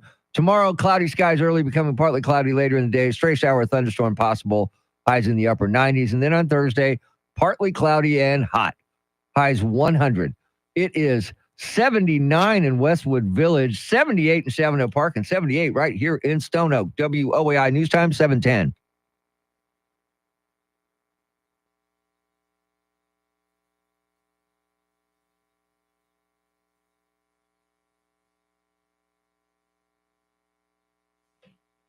Now, he is on the Mount Rushmore of yacht rockers. Christopher Cross. Christopher Cross What from was his San other big Antonio's hit? own Christopher Cross. Really? Yeah, he's from here. Alamo Heights High School. Yes, sir. Really? Yes. I did not know that. Yeah. His other big hits, he did the theme from Arthur. That's it. He did Sailing. Yeah. Yeah. So, yeah. Well, now I'm a bigger fan. Now you're a bigger fan. He's an 09er. All right, so Pro Football Hall of Famer and Super Bowl champion Larry Allen died Sunday. According to the Dallas Cowboys, he was 52, vacationing in Mexico when he died. And Deuce Emmitt Smith took to Instagram yesterday to talk about Larry Allen, and that's today's Wait Till You Hear This. Such a good dude, great player, super person, and with deaths, bad weather, all kinds of things swirling around. Loss of my folks and other friends. Just breaks my heart. And I know life is very fragile, and we're only here for a moment. And we need to make the best out of every moment and not take people for granted. Pat sent me a text last night about not taking folks for granted. And here we are today. All I can say is live the life to the fullest that you can. Love those that are closest to you. Try to love those who are not near you as best as you can. Just cut out all the bickering, all the separation, all the hierarchy, and all the things that separate people, families, friends, culture, whatever you want to call it. Some of those things are very minor in comparisons to a human's life. The one thing about Larry Allen I know, he had a big heart, and he lived life to the fullest. A man of very few words, but on the football field was a beast, and will be sorely missed. And he's always missed because he never came back to any of our functions. I don't know if it's because he put football behind him and moved on, but my thoughts and prayers goes out to his family. My heart is just broken. Sitting back here reflecting on Mark Tournay as well, Larry Allen, Frank Cornish. And we just lost another one about 6 months ago. Life. And it reminds me of the words that my mom used to say, son, keep living, you're going to see a lot of things. She's absolutely right. And seeing people come and go, it's hard. It really is hard. So, peace out. Love those around you. Hug someone next today and let them know that you love them. Call somebody today and let them know that you love them. That is the all-time leading rusher in the NFL, Emmitt Smith, on the passing of Larry Allen. And I know, Charlie, you're a big fan of Larry Allen, like I was. Oh, he was huge in more ways than Just one. manly big, and he was just. I think he was like 6'6", 325. They say he was the strongest man ever in the NFL. He could bench press 700 pounds and squat 900. Okay, that to me is just mind blowing. Mind blowing. And one of those rare guys got into the Hall of Fame. He was, I think they listed him as a tackle. Yeah. But he played every position on the offensive line. Except Right for tackle, center. left tackle, right guard, left guard. Except He for didn't play center. center. Except for center, but I Yeah. bet he would have been a good one. Oh, he probably would have. And what I couldn't get over is hearing about his challenging upbringing, I guess, in Compton. He was stabbed 12 times while protecting one of his brothers. Yeah. The fact that he survived that. Went to a junior college, Butte College, and then a Division II, Sonoma. So that was back in the Gil Brandt days when the Cowboys, similar to the Spurs, could find these hidden jewels in smaller schools or in places you didn't normally look for them. Yeah, he was something. He was something. I mean, he was a force to be reckoned with. I mean, I've heard stories of guys didn't want to go up against him because you just couldn't get through him. Pro Football Hall of Fame president Jim Porter said when he was inducted into the Pro Football Hall of Fame in 2013, the National Football League is filled with gifted athletes, but only a rare few have combined the size, brute strength, speed, and agility of Larry Allen. What he could do as an offensive lineman defied logic and comprehension. How many Cowboys are in the Hall of Fame, you think, because of him? Deuce, Everybody Troy. in the backfield? Didn't hurt. Yeah. Troy, definitely, because Troy was not the fastest quarterback. Well, No. and it helped out, Yeah. the rest of the offensive line and, receivers, everybody was helped by the fact that he protected so well. He's survived by his wife, Janelle, his daughters, Jayla and Loriana, and his son, Larry III. Rest in peace, Larry Allen. Coming up, Mike Opelka from the Pure Opelka podcast makes his daily visit. Brought to you by Randy Adams Incorporated, WOAI News Time 716.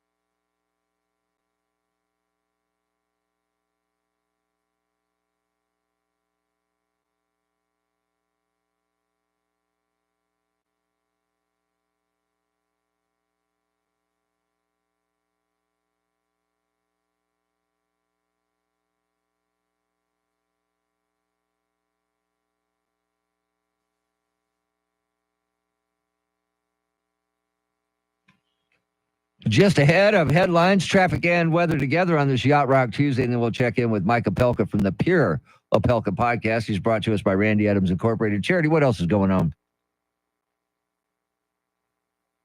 Well, President Biden is expected to take executive action to limit asylum seekers when the number of migrant crossings surge.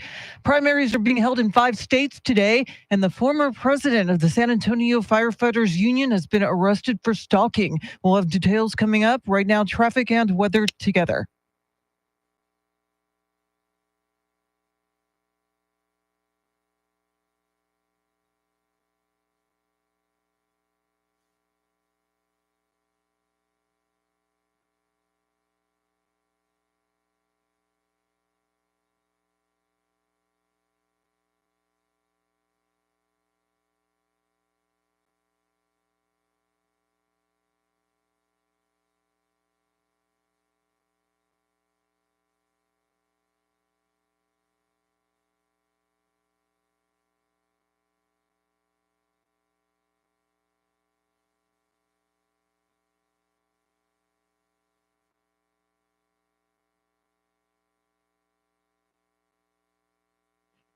Few clouds this morning, then mostly sunny this afternoon. There is a heat advisory beginning at 1 o'clock until 8 tonight. Near record high temperatures, highs of 100, 101. It's going to feel a lot hotter than that. Tomorrow, cloudy skies early, then partly cloudy in the afternoon. Stray shower thunderstorm possible.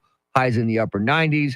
And then on Thursday, partly cloudy and hot. Highs 100 degrees. 79 at Fiesta, Texas. 78 in Seguin, and 78 right here in Stone Oak. WOAI News Time, 721. When you hear that music, you know it's time for a daily visit with Mike Opelka from the Pure Opelka podcast. Now, Mike, I know that you know Coca-Cola is very popular in the United States of America, but it is now still number one. But Dr. Pepper has taken over for Pepsi as number 2 soft drink in America. So do you have a soda of choice, Mike Opelka? I do. And I appreciate the fact that Dr. Pepper has leapfrogged past Pepsi. I endorse that. I've enjoyed many a great Dr. Pepper. But I have to say, I'm going regional from my youth.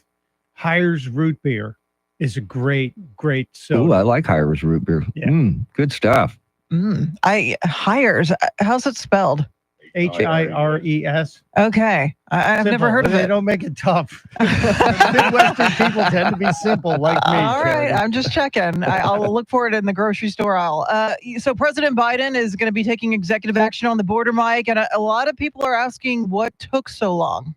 Well, the election wasn't around the corner when they kept asking before. And as recent as January, he was asked, why aren't you doing something about the border? And he said, I don't have the power. I need the power. I need the money. I need the border guards. I need more judges.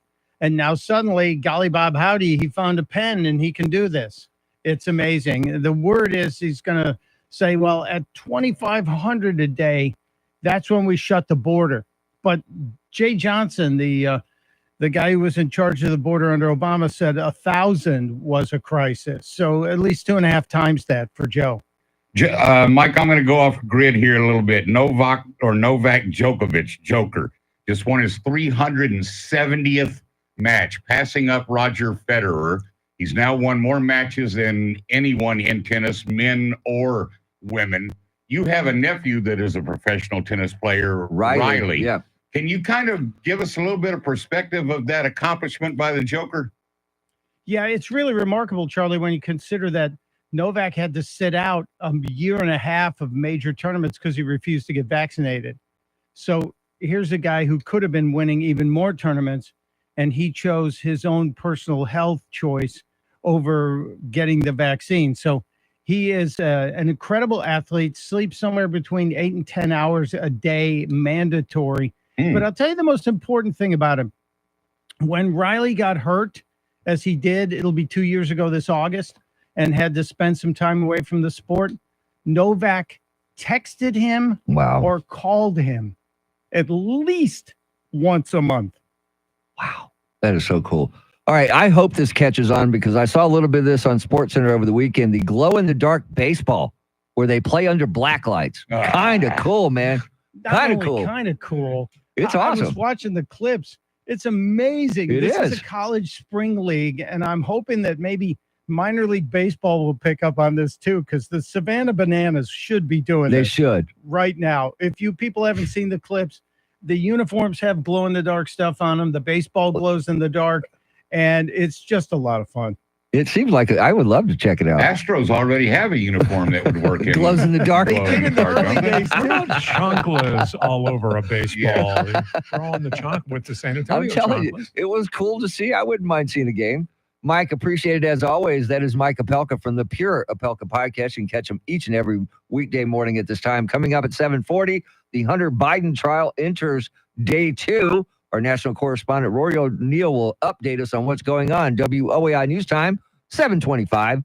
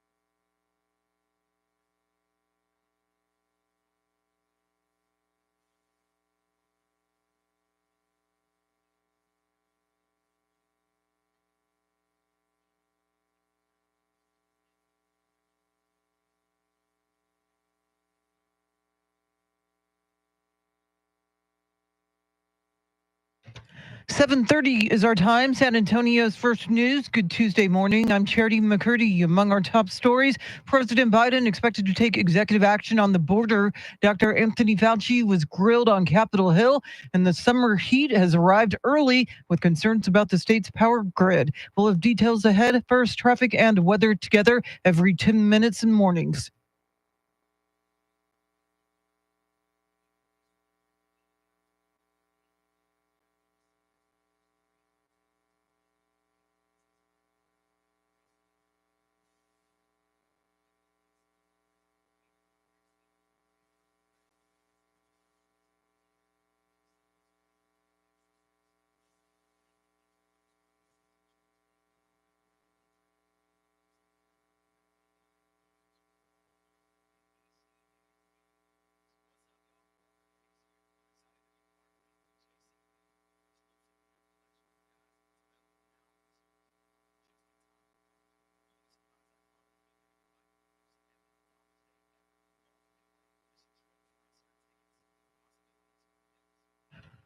Your Weather Channel forecast for this Tuesday: heat advisory from 1 to 8 p.m. Partly cloudy, a high of 102. Tonight's low near 80 with a chance of rain. Right now, 82 degrees.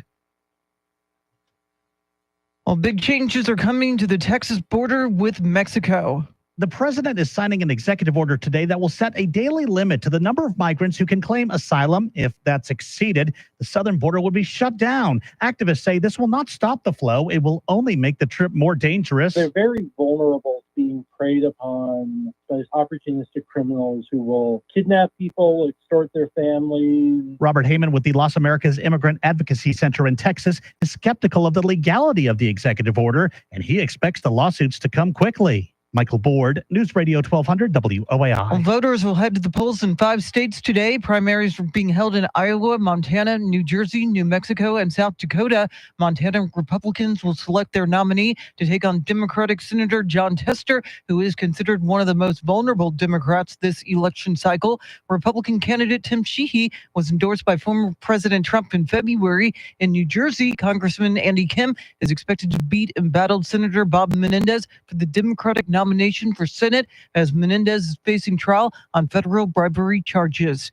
Well, opening statements are expected today in Hunter Biden's gun trial in Delaware. Here's Fox's David Spont.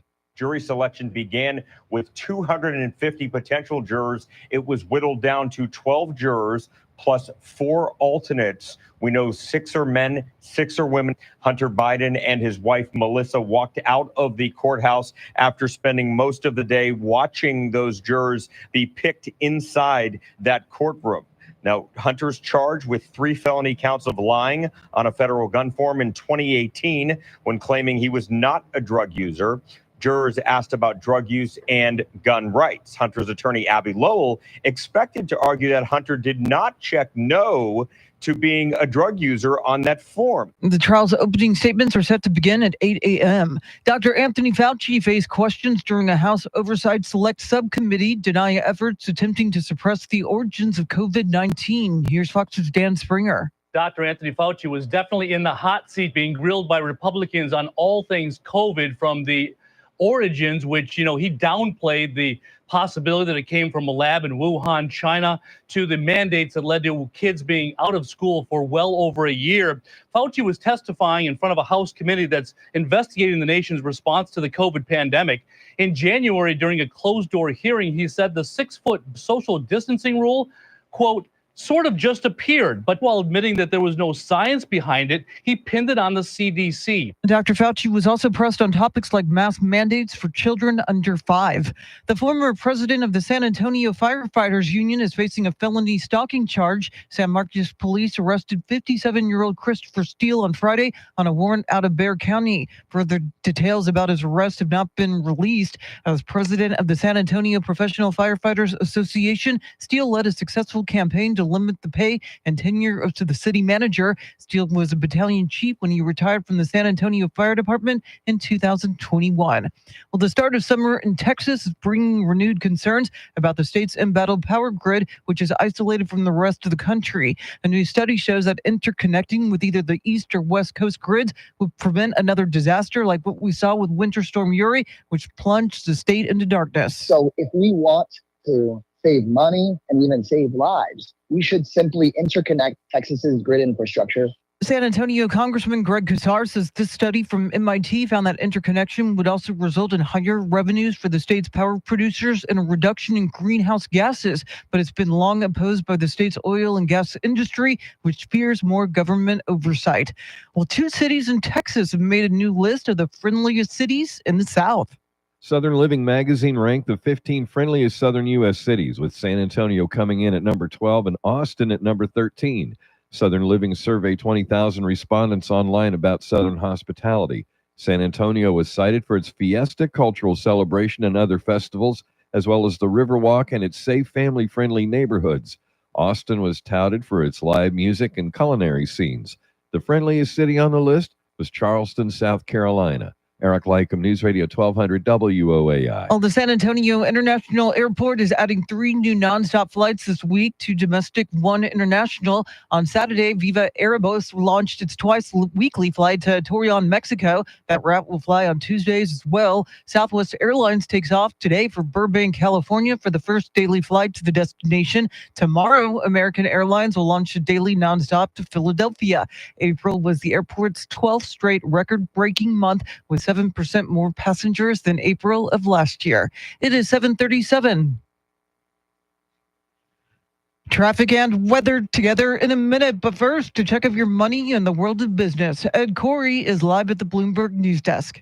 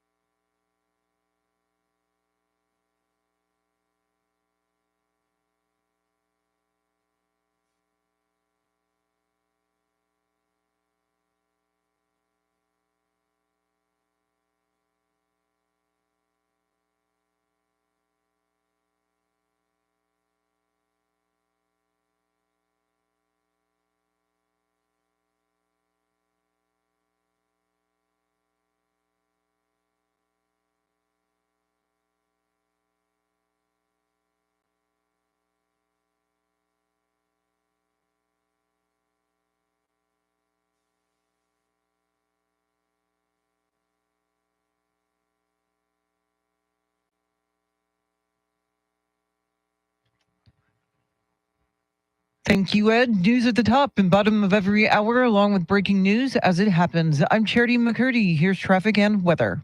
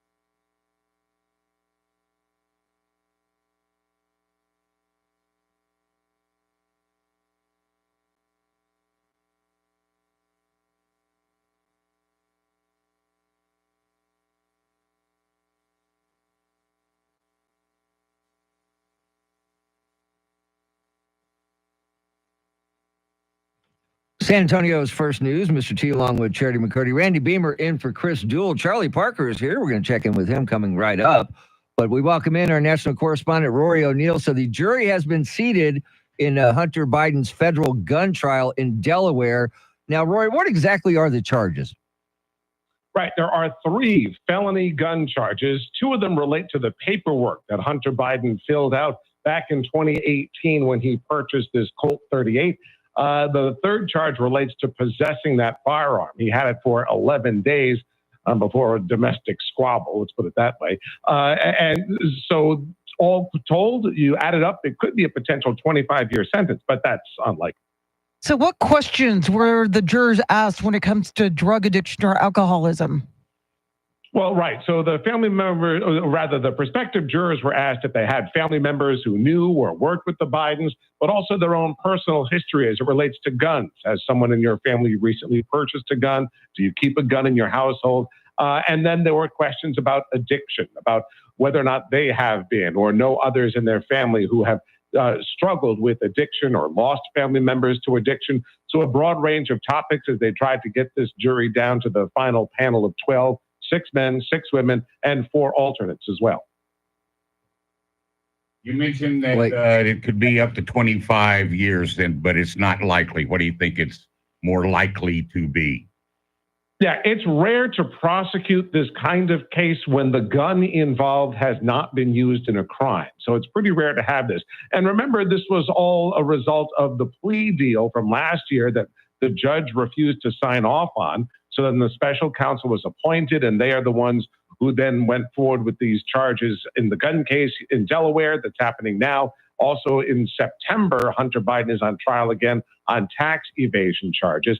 For the most part, because the gun was not used in a crime, there's a lot of speculation that perhaps they'll, and a first-time offender, they might get away with just probation or perhaps a suspended sentence. And again, both of these are Trump-appointed judges that'll have these cases, but they haven't had that much trial experience. Any idea of what this could mean for Hunter Biden? Yeah, that's one of those unknowns out there. And so far, it seems that the preliminary rulings have been, pretty much down the middle of the road. So nothing extreme that's gotten a red flag. I'm sure if there's a conviction, the lawyers for Hunter Biden would try to appeal, but there's no major red flag or early sign of bias as a result of the fact that these judges are Trump appointees. As far as the appearance of the First Lady at Hunter's trial, Rory, is that something that will perhaps benefit Hunter as well as his father's campaign? Yeah, it's possible. She was there. It was her birthday when she attended the jury selection. Not sure if she'll be there again today for the actual trial itself. President Biden is leaving tonight for France. He'll be there for the 80th anniversary of D-Day events. But Hunter Biden, other family members were also at the court yesterday to show some of their support. Unclear if the presence of the First Lady is going to swing the jury one way or another. Appreciate it as always. That's our national correspondent, Rory O'Neill. Coming up, we're going to hear from you. What is your soft drink of choice? It looks like Dr. Pepper has taken over Pepsi's number 2 slot as the favorite soft drink in America. We'll talk to you or hear from you coming right up. WOAI News Time 744.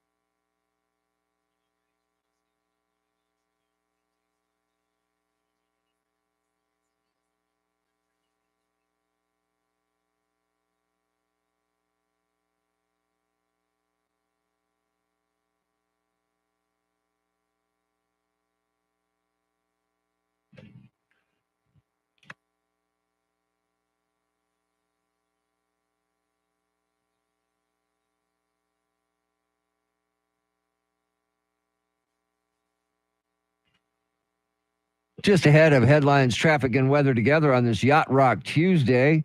Coming up, we're going to hear from you on what your soda of choice is now that Dr. Pepper has taken over Pepsi as the number 2 soda in America. Coca-Cola is still number 1. Charity, what else is going on? Well, President Biden is expected to take executive action that will allow border officials to rapidly turn back migrants. Opening statements in Hunter Biden's federal gun trial get underway today, and 2 UT professors are suing over President Biden's expansion of Title IX rules on campus. We'll have more coming up. Right now, traffic and weather together.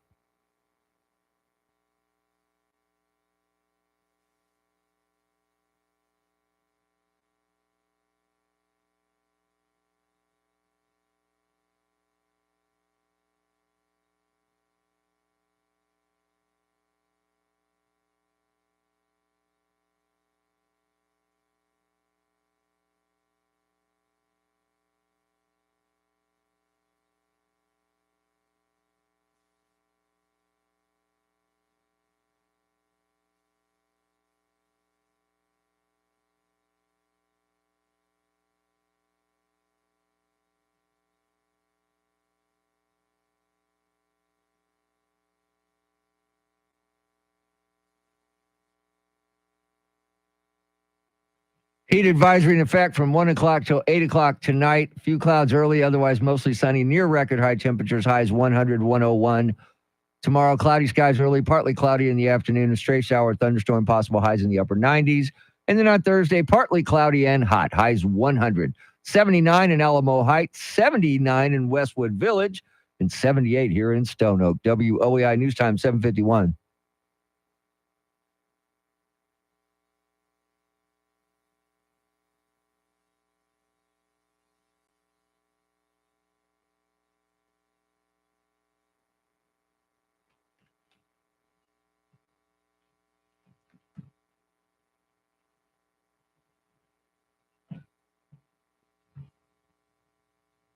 San Antonio's first news on this Yacht Rock Tuesday. Mr. T along with Charity McCurdy. Randy Beamer in for Chris Duell. Charlie Parker is here. Now, Charlie, we didn't get to ask you.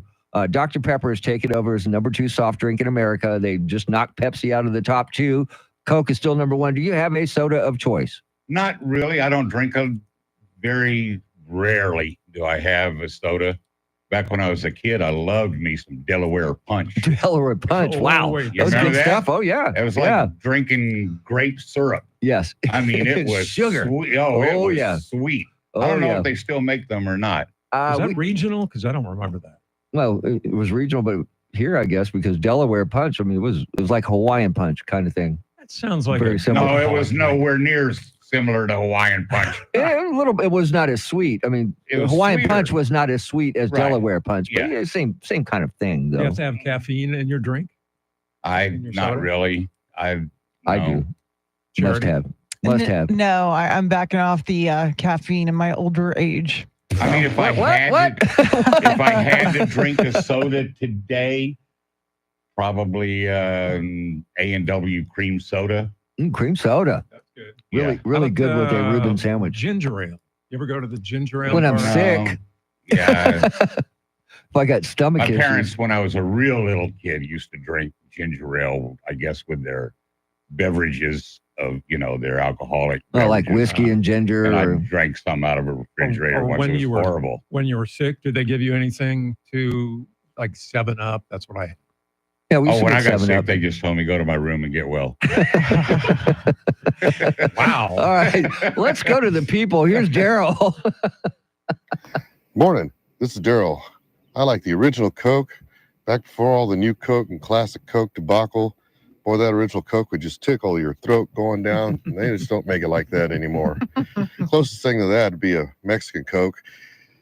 If I'm east of Seguin, I'll get me a Mr. Pibb. Otherwise, it's Dr. Pepper, unless I'm drinking Big Red with a barbacoa. Now we're talking Big Red and Barbacoa, and I loved Mr. Pibb. It was so good. It was. They served it at the movie theater where I had my first job. And Still do. It's delicious. Now, Still what about do. Sunkist? Am I the only one that craves orange soda every once in a If while? I was going for an orange soda, I was going knee high. I'd go Crush. Crush? I was Crush. going Yeah, orange. Crush. Fanta? Fanta, yeah. I I'd might go have a Crush. Fanta. Yeah, Fanta was good. How about Tab? No. So 80s. No. All right, let's go to here's another one. Really, this is Sam. Really, the only Coca-Cola that's actually worthwhile is the Coca-Cola from Mexico. Real sugar. Oh, God, that's where it's at. Y'all have a good day. Sounds like those birds have been into the Coke. Yeah. And the Mexican Coke is good. I do have to say it is good. It I'm is not good. sure I've had one. It's like the old-fashioned Coke we used to get when we were kids, when you get into the big glass bottle with real sugar, not that stuff they use now. Corn syrup. Oh, Yeah. so good. So good. You have to have sugar in your Coke? Not necessarily. So like I what do you mean, said, like a I'm Diet not Coke? a big soda drinker, so. Like a Diet Coke, you mean? No, I don't do I don't do When Diet. you were younger, did you call all soft drinks Coke? Yes. What kind of I go, Coke "Hey, would when you go- like? When you go, grab me a Coke. What kind? Yeah. Exactly. They That's go, what yeah. kind? Yeah. Knee high. Or Big Red or this, Dr. yeah. Pepper or RC. Everything was called Yeah. Coke. Yeah. That's the demand Soda? that they had on this control they had on the country at the They time. did a great job, didn't Yeah. they? Cherry's making a face. No, yeah, I just soda is what I would call it growing up, but I guess Really? it just changed over time. Yeah, she was always Coke. Yeah. What kind of Coke? That's it. She's All right. calling us old. Let's go up to No. Arkansas. So she did Good morning, call us gang. This is Michael up in Central Arkansas. RC Cola all day long. It's been my favorite since I was a kid, and it still is. It's getting harder to find, unfortunately, but it's still out there. And you might as well throw in a moon pie while you're at it. So give me an RC Cola and a moon pie. Y'all have a good day. I was going to say in Stay Alabama, cool. that's the law. Yeah, If you're going to yeah. have an RC Cola, you got to have a moon pie. And if they catch you with an RC Cola without a moon pie, you get oh, a it's ticket. Yeah, you get a ticket. It's only a C-class misdemeanor. Oh, that's okay then. Yeah, you probably won't do time. Now, I have not seen a moon pie in a long time. Oh, I've They seen. still sell Oh, them out yeah. there. They You go do? to the wrong convenience store. Well, And they used to be just all they had was the chocolate one. which is the only Now kind that there's really like should be. Now there's a banana one, and I believe that they have a butterscotch one. Whoa, I wait a don't minute. know. Butterscotch? I think. Huh. I would check that out. All right, we got time for one more. Good morning. My name is Kenneth. I do maintenance for a convenience store chain. Dr. Pepper drinkers are crazy. They want you to, the syrup is either too sweet or not sweet enough. The next day, it's the same thing. It don't matter what you do to it, they're never satisfied. Bye. So it must be coming out of the fountain then, right? I mean, Yes. because you have to mix it. I Yes. remember having to haul those things and connect them, and yeah, I mean, it has to be just right. Yeah, and Dr. Pepper fans are very critical when it comes to that. I know my wife is. She's a big You Dr. like Pepper a fountain drink? Sometimes, yeah. If they get it right, if it tastes right. Yeah, there is Well, times. anything's okay if it Yeah. tastes right. There are No. times where it does taste bad. So your can, bottle, or fountain? I don't drink I'll enough go with to have yes. a preference. I'll go with Can. yes. I'll go with Can. yes. Can. Can, bottle, or fountain. That's how I roll. Fountain only. Really? It's Yeah. cheaper. You go to Circle K, 79 cents, any size. And by the way, Randy Beamer. Beamer's shilling for Circle K. No money. He's looking for sorry. a lifetime supply of Polar Pops is what he's looking for.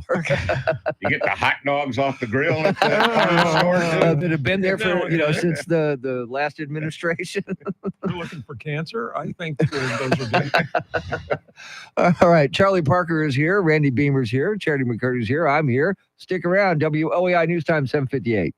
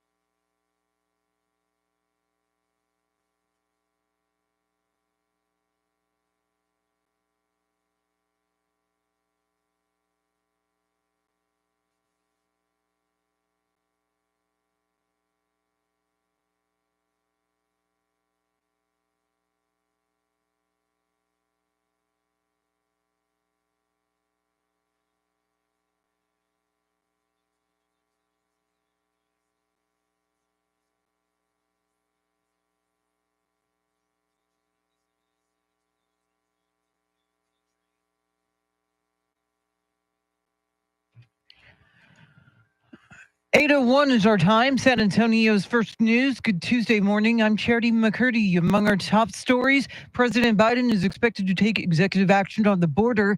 Extreme heat forces a local school district to change the venue for graduations, and the unexpected death of a Dallas Cowboys legend. Details ahead. First, traffic and weather together every 10 minutes in mornings.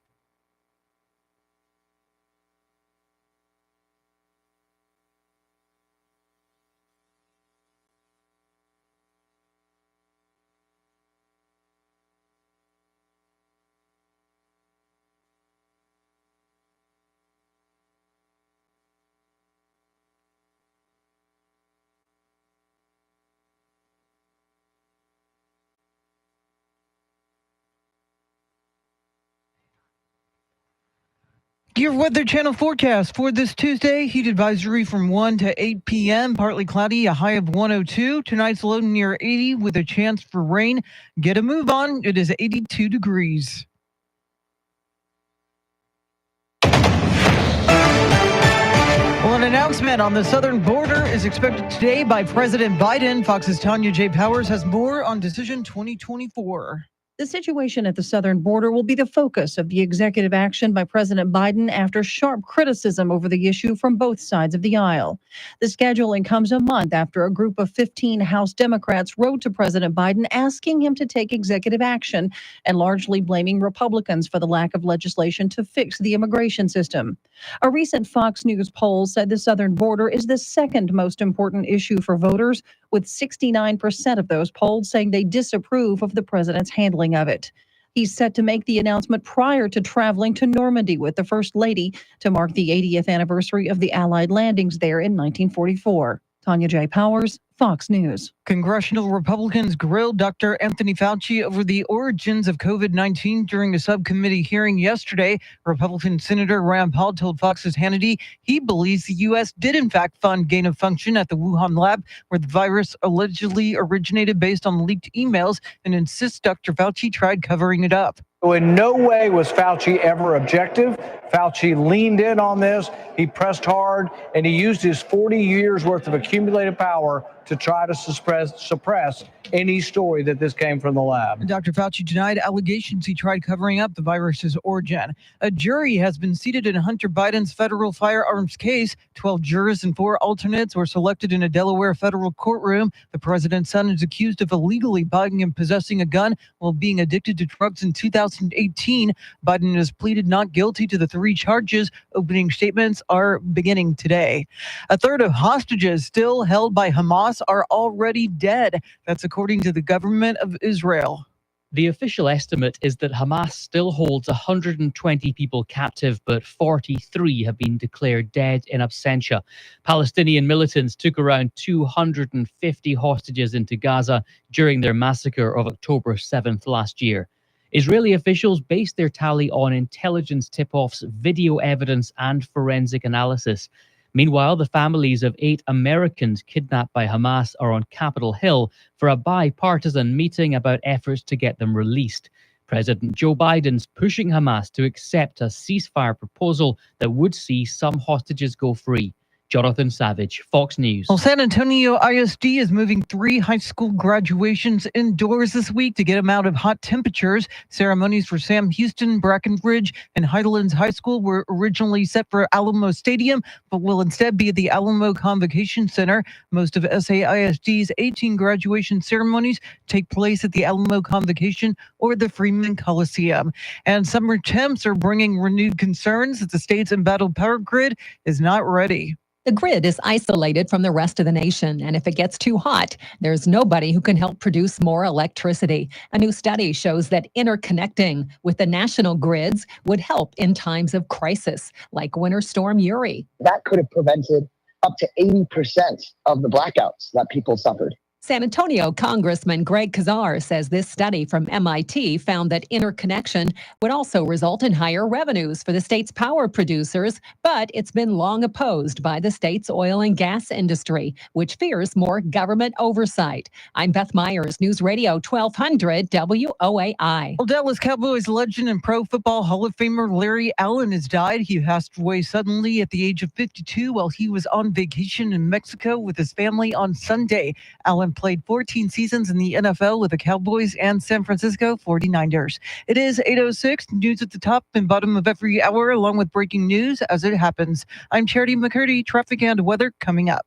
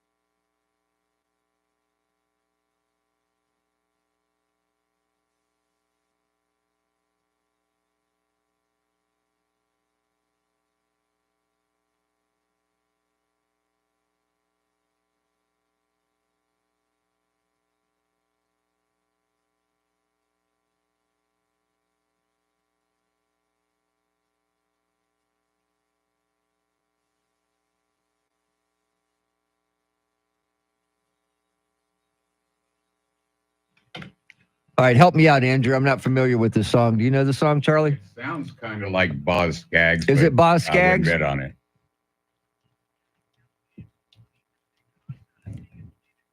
Okay. He must be on Is one of those cheap yachts. Was it? Oh, it is a Yacht Rock Tuesday, even though sometimes we don't know what the Yacht Rock song is, but Andrew keeps us going, keeps us guessing all the time. Right, coming up right after traffic and weather together, we know a lot of Americans are feeling the inflation and looking for cheaper stuff. Well, our national correspondent, Aaron Rial, says that there are stores reaping the rewards by offering deep discounts. We're going to find out where those stores are right after traffic and weather together.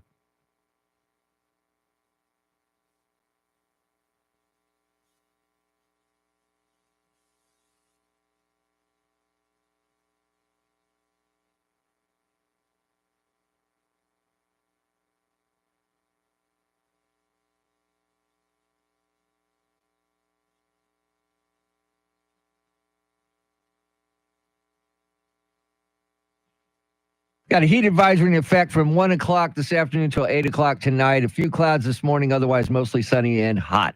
Highs 100 or 101, right around there. Tomorrow, cloudy skies early, becoming partly cloudy later in the day. Stray shower, thunderstorm possible. Highs in the upper 90s. Then on Thursday, partly cloudy and hot. Highs 100.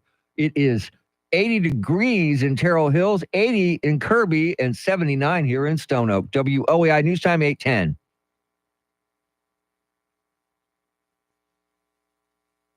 As we welcome our national correspondent, Aaron Rial, into the show. So there are stores that are reaping rewards with deep discounts. Where are those stores, Aaron? They are Ross's, they are TJ Maxx, they are Dollar General, Marshalls, and Home Goods. That's where you can go, and lest we forget, Walmart. So the idea that these are stores that, were struggling for a while. They're trying to get consumers in. Oh, they struggle no more. In this era of intense inflation, we're now finding that the consumer with more discretionary spending is looking to retailers for essentials like groceries, and it's a boon for these guys.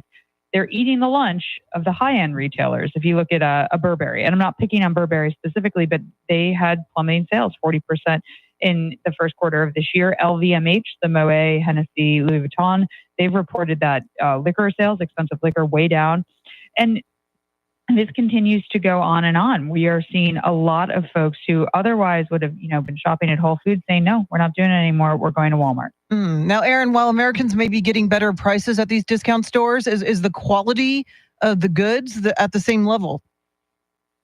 It's a great question. Listen, we know that like at a Ross store or a TJ Maxx, it's just selling the item. It's the same exact stuff. Is it, if you're going to need some sharp elbows, maybe, yeah, that's a possibility to get what you want. But it is essentially the same thing. Now, if you're looking for organic and all of this, no, it's not across the board the same exact quality. But if you are looking for value, you can find it in these places. What about the dollar stores that are now $1.25? I took my mom to a Dollar Tree, and everything really is $1.25. And then Five Below, you can get stuff for $7 because they need to make the money, and their costs are going up. Their costs are going up. And yes, this is a problem. People do not like that. They do not like, if you say it's $1, it better be $1, or they get very, very off put. But it's, again, this is the search for value. It's a serious hunt that people are on. And I think what's going to be really interesting to watch is to see how travel plays into all this, because we know that for quite some time, the experiential things were the stuff that folks were spending money on. So they don't need their designer broccoli from Whole Foods, but they do need to take a plane to wherever. And we got the numbers from Memorial Day. They were very high for travel. Will it last throughout the summer? We're going to have to wait and see. But it seems so far there's a lot of resilience there. And this is coming out of the pandemic. It seems people are really keen to maximize their travel. We were locked up for so long that it's just no more, never again. Appreciate it as always. That's our national correspondent, Aaron Rial. So when's the last time you went to a dollar store and spent $1 on anything? There's nothing in a dollar store that's $1 anymore. Expensive. I go to the 99-cent store. Wow. Well, upscale is Dollar Tree, $1.25. Now, I've never been to a Five Below, and they're opening one in Floresville, and I've never been in one. So what exactly is it? Loves that. You can get things for $5 or below. Or except now, if you have to get some of the electronic stuff, that goes for $7. Charlie, you have Five Below. I'm guessing Charities at $5. I recently checked out that Pop Shelf store. I kept on seeing it, the signage. I was like, what is this place? And that seemed like to be a discount store. And they had everything. It was kind of like a Ross or a TJ Maxx. And, I don't consider myself an elitist or something. I'm always looking for a bargain. I mean, well, yeah, we all are. The kids outgrow their clothes in a week. So, yeah, sure. Now, I don't know the names of 90% of the stuff that's been talked about in the last 5 minutes. Really? You don't? Home something or other. Home Goods. Designer broccoli. Designer broccoli I've never heard of. But I will tell you this much. When I was a smoker, I would go to the dollar store to buy lighters. I did this one time. I don't know where they get these lighters from, but they ran out faster than any other lighter I've ever owned in my life. I don't know if they've been sitting on the shelf for a long time. Because they weren't a Bic. No, they were Bics, but they were at the dollar store, and I'm telling you, they did not last very long at all. But it didn't set fire to your pants or anything like that. It wasn't faulty. Not that I didn't try. What's a Pop Shelf? Yeah, what's a Pop Shelf? Yeah. It's just they have everything. They have like home decor, I've like never wall heard of it. art. Yeah, it's just right across off of Stone Oak, TPC Parkway. Oh, here. that's why, Yeah. because I don't spend a lot of time out here in Stone Oak other than just to work. Yacht Rock Radio. Yacht Rock Radio on Stone Oak Parkway. All right, coming up, we're going to check in with Uncle Charlie and see what's on his mind. WOAI News Time 8:15.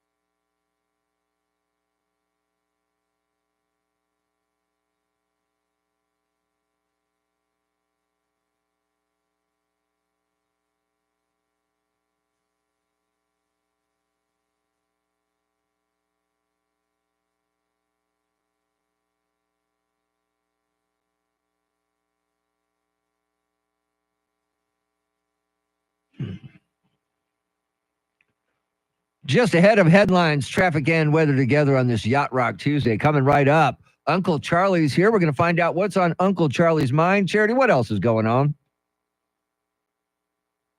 With border security one of the most important issues to voters, President Biden is set to take executive action to curb the flow of asylum seekers.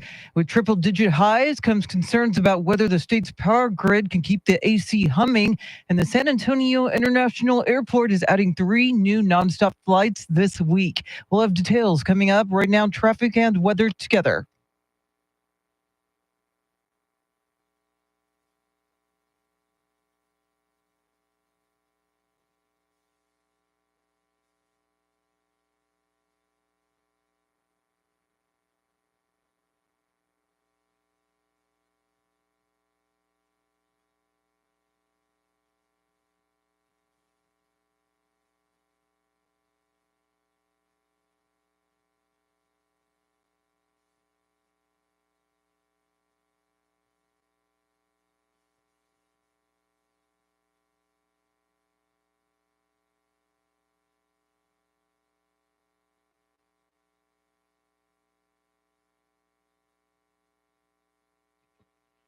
Heat advisory in effect from 1 o'clock until 8 p.m. Few clouds this morning, otherwise mostly sunny, near record high temperatures. Looking for highs around 100, 101, but it's going to feel a lot hotter with the heat advisory. Tomorrow, cloudy skies early, partly cloudy in the afternoon. Stray shower, thunderstorm possible. Highs in the upper 90s. Thursday, partly cloudy and hot. Highs 100. 80 at Fiesta, Texas. 80 in Hollywood Park, and 79 here in Stone Oak. WOAI News Time 8:20.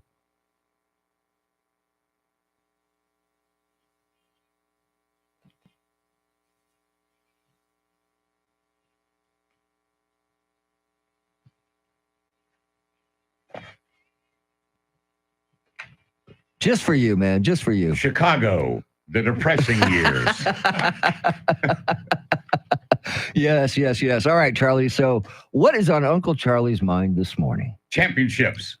This month, a bunch of them over the next 2-3 weeks.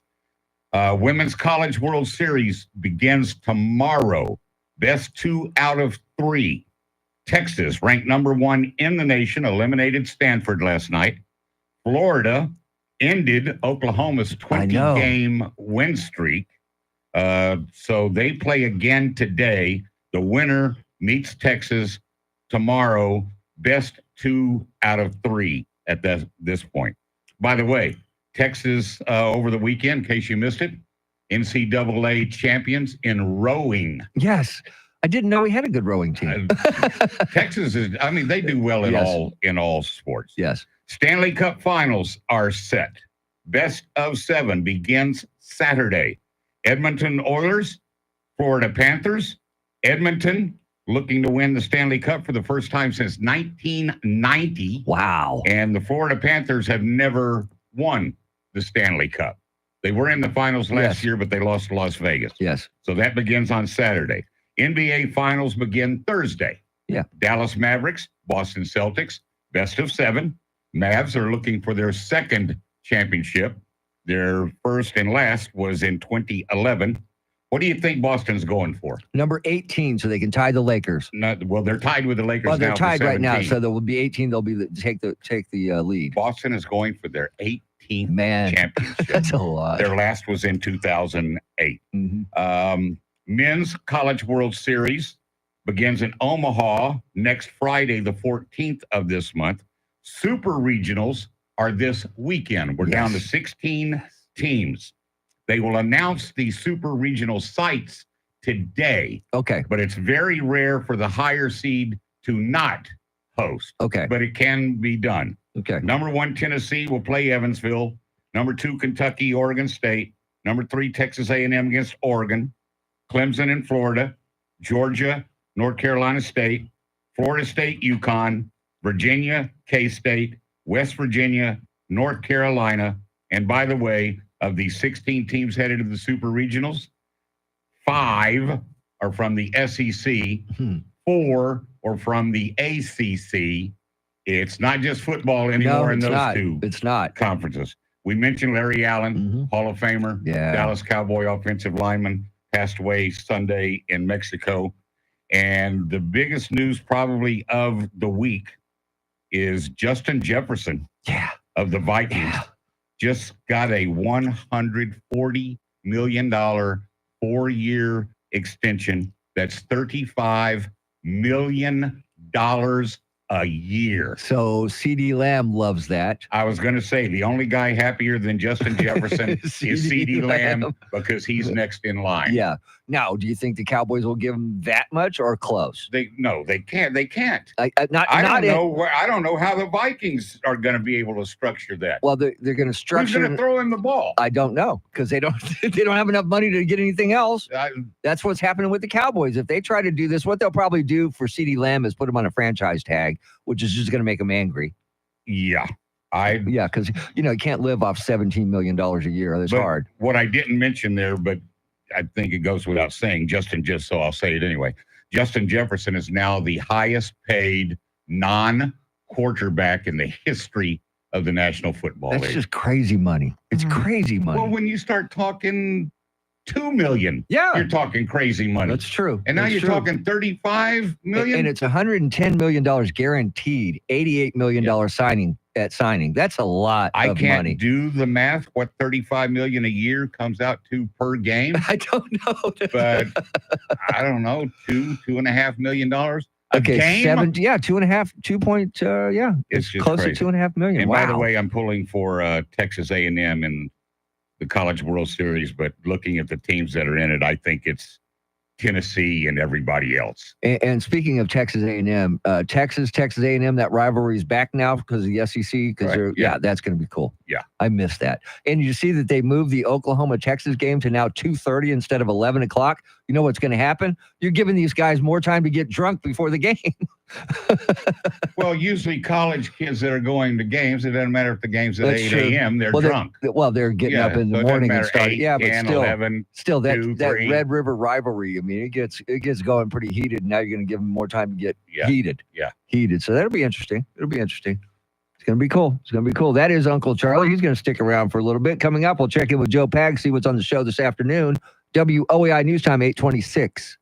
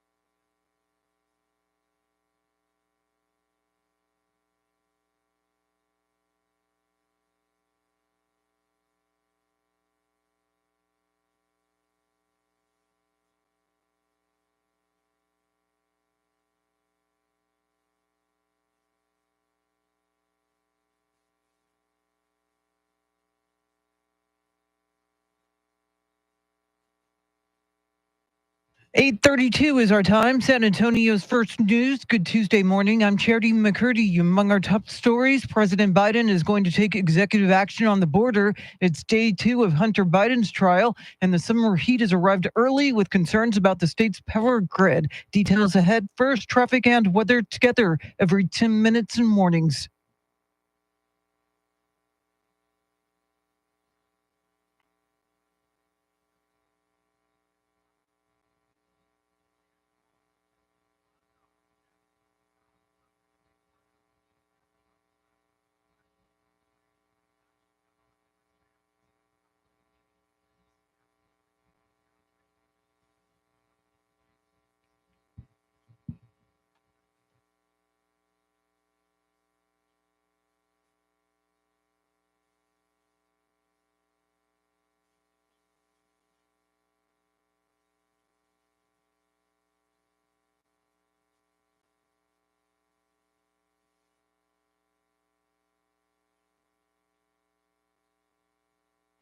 Your Weather Channel forecast for this Tuesday: heat advisory from 1 to 8 p.m. Partly cloudy, a high of 102. Tonight's low near 80 with a chance of rain. Right now, 82 degrees. Well, big changes are coming to the Texas border with Mexico.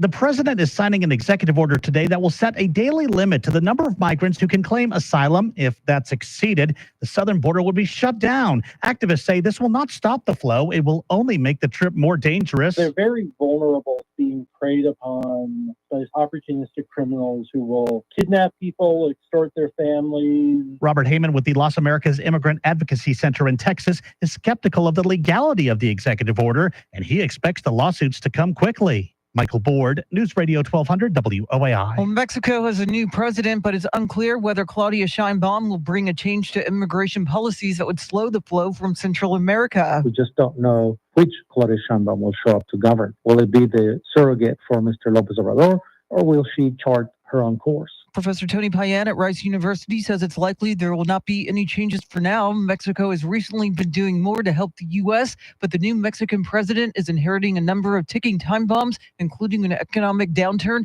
and pressure from powerful cartels. Well, opening statements begin today in Hunter Biden's federal gun trial in Delaware. Here's Fox's Rich Edson.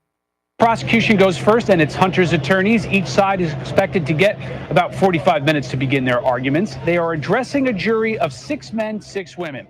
One who worked for the Secret Service, one whose father was killed by a gun, at least half of themselves or have family members who own firearms. At least 5 have had friends or family affected by drugs. Prosecutors have signaled they may call Hunter's ex-wife Kathleen Buell and Hallie Biden, who is Beau Biden's widow.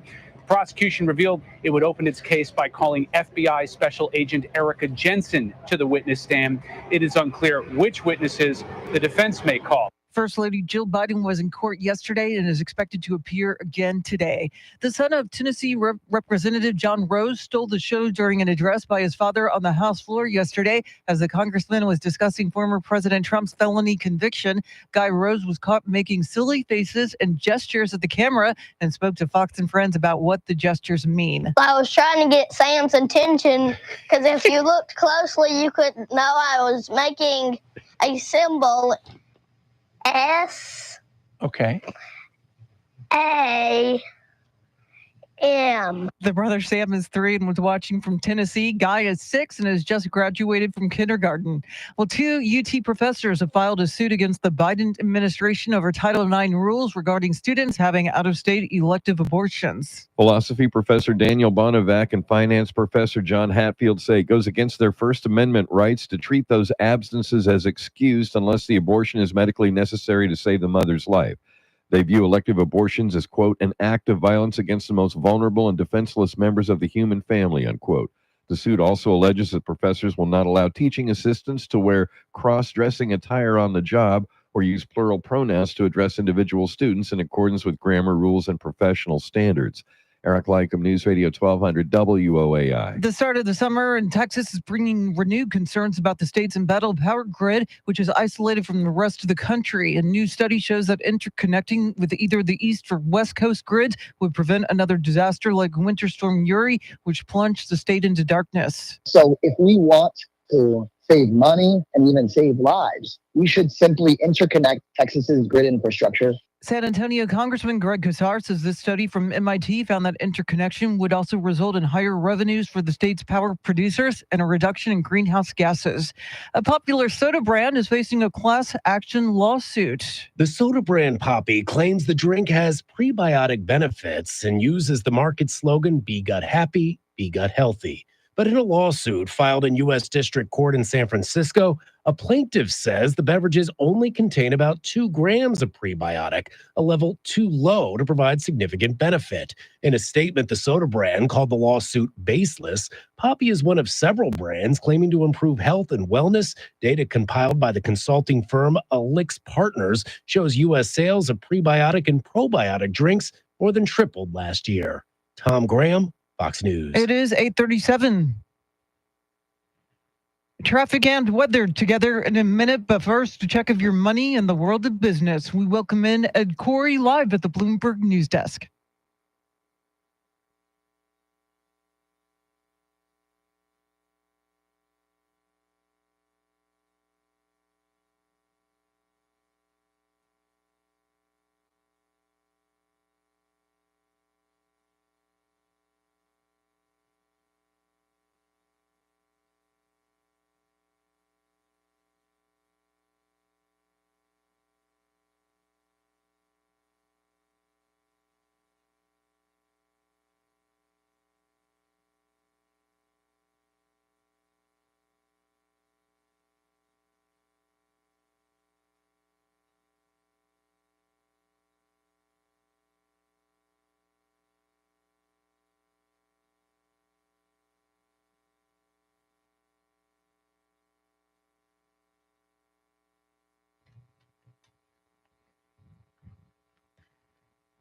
All right, thanks, Ed. News at the top and bottom of every hour, along with breaking news as it happens. I'm Charity McCurdy. Here's traffic and weather.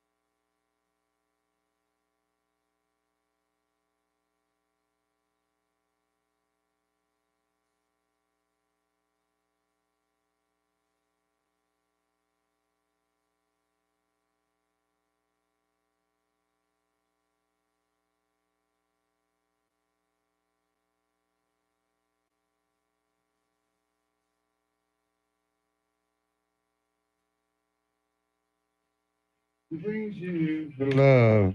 The things we do for love.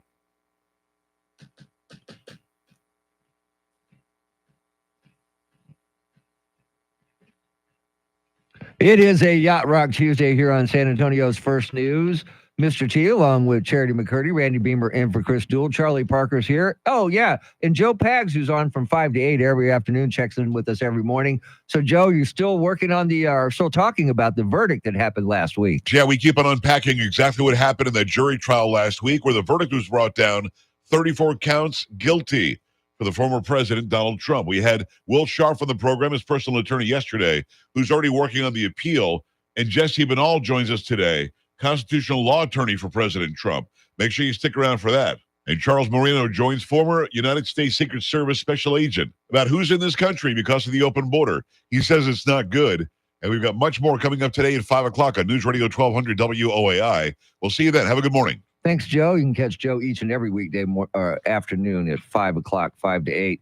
Uncle Charlie's here. And Charlie, you got a big night tonight. You're going to go sing along with Earth, Wind, and Fire. I don't know if I'm going to be doing the singing along. Lionel Richie and Earth, Wind, and Fire tonight, Frost Bank Center.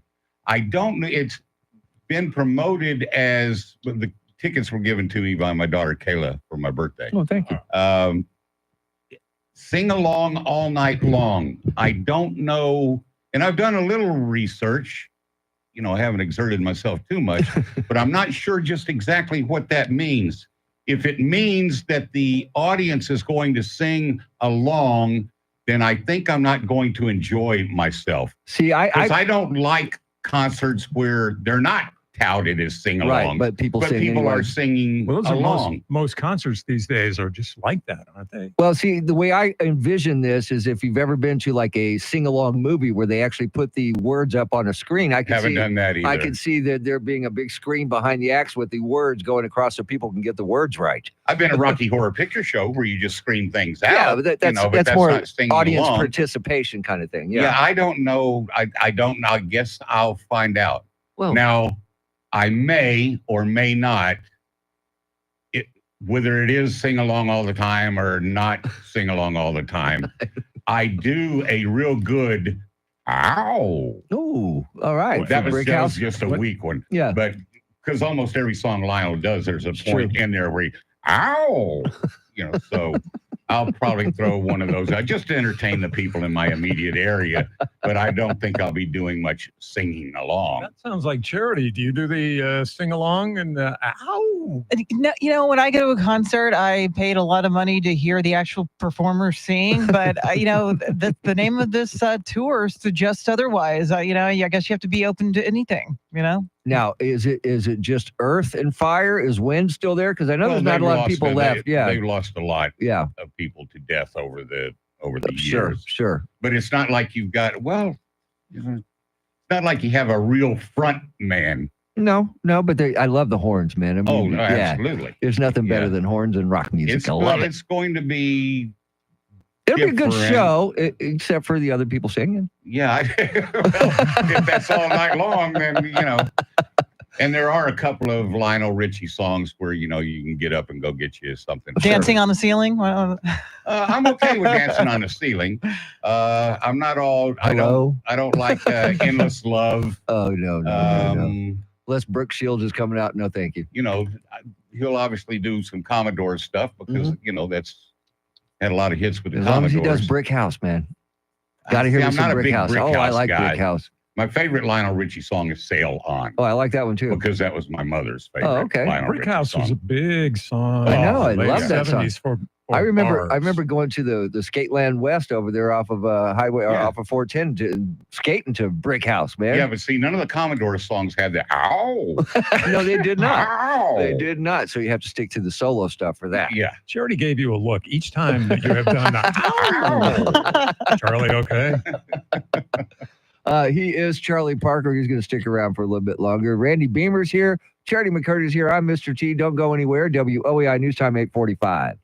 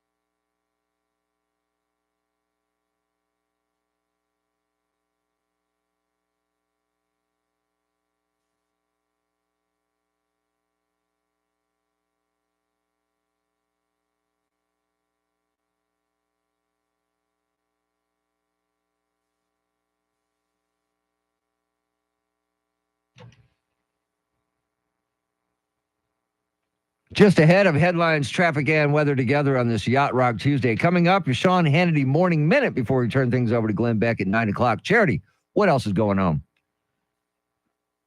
Well, President Biden is expected to take executive action on the border today. It is day 2 of Hunter Biden's federal firearms trial, and San Antonio is one of 2 Texas cities ranked among the 15 friendliest cities in the South. We'll have details coming up right now, traffic and weather together.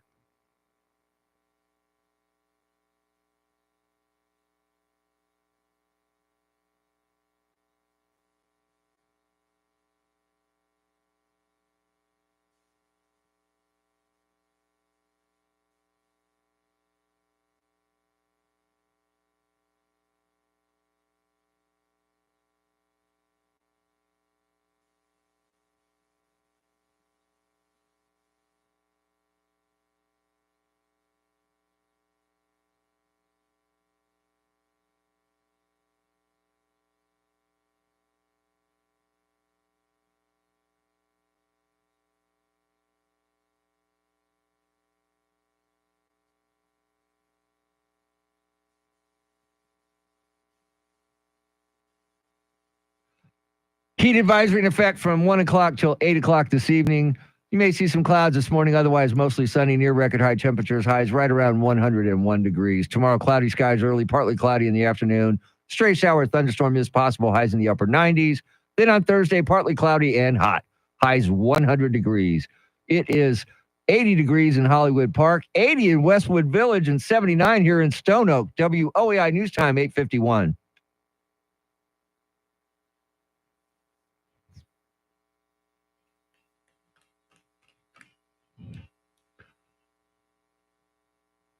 So we could have a sing along to this song here in the studio if you guys want.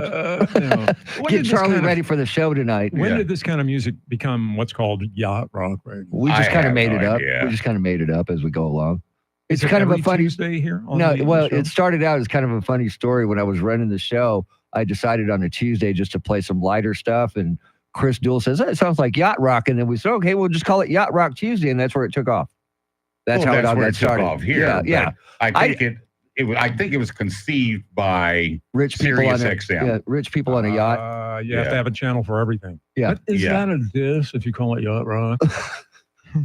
That's kind of how they do Charity their listens to promotions. the Yacht Rock. Well, if you listen to North the Side. Yacht Rock channel, that's what they sound like.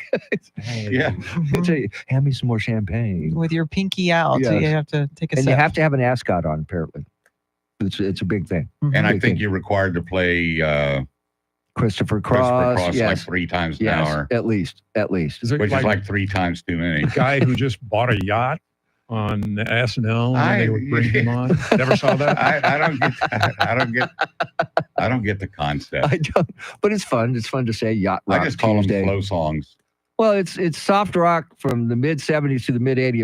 If you look up a definition of what yacht rock is, that's what it says. So that's where we kind of give it a. We kind of stretch it a little Urban bit. Dictionary. We kind of stretch it out a little bit and You ever put been our own on a spin on yacht, it. Charlie? Don't think so. No. Charity? Pontoon. Pontoon No, yacht? no, I yeah. love those. I love those pontoon yachts. Those are great. No, I've never Bass been. boat. I won't even get on a cruise ship. You like cruises. I don't like them. Sorry. I've been on a couple. What would bass boat radio be like? And it's called Country and Western. Country and Western. Yeah. I think so. Country. A lot of beer songs. Beer songs, fishing songs. I like that. That's a good idea. Rock radio. Again, country. Yeah, country. What's folk rock? What is that? Folk rock. If it has a nickname. I don't think Oldies. so. How I about think they do. Suburban Mom Radio? That's What would Q1019. Charity's got to look like she knows. Arcade Fire. Thank you for the Hang mention. With Us, I appreciate that, The Parker. Cure. The Cure. The Cure. Yeah, because they're always depressed. Kids in the Housewives. Booth Radio would be. He's Really? not listening. No, he's looking at you like, No, Kids in the Booth Radio would not work. He's Tame Impala, along Yeah, those that's right. lines. That Yeah. is a Tame Impala. Yeah. Oh, yeah. Yeah. Black Pumas. Black Pumas, yeah. Yeah, I just want to say thank you guys for letting me. If you are watching the feed, I was stream. all over taking pictures of everybody today, and I appreciate you letting me stick a camera in your face. Not sure what this is going to Oh, be I didn't used know we for. had a choice. You didn't. This came down from on high. I was going to say, nobody See said what there they're was a doing. choice. And, oh, by the way, Charity, I'm going to come in and get more pictures. Oh, sorry, that was my Siri answering something. Charity, Hey, I'm going your phone's talking to you. camera in your face later, Charity, because I ask embarrassing personal questions of everybody here. Oh yeah, it's Okay. it's a lot of fun. It's a lot of That's fun, Charity, great. and you'll enjoy it. You'll It's enjoy not it. painful. It's All right. picture No, day. it's just picture day. Thanks for the warning. Yeah. Appreciate it. All right, thanks for being here, Randy, and Thank you. Charlie. Always thank you, Charlie. You're welcome. It is now time for your Sean Hannity Morning Minute. WOAI News Time 8:55.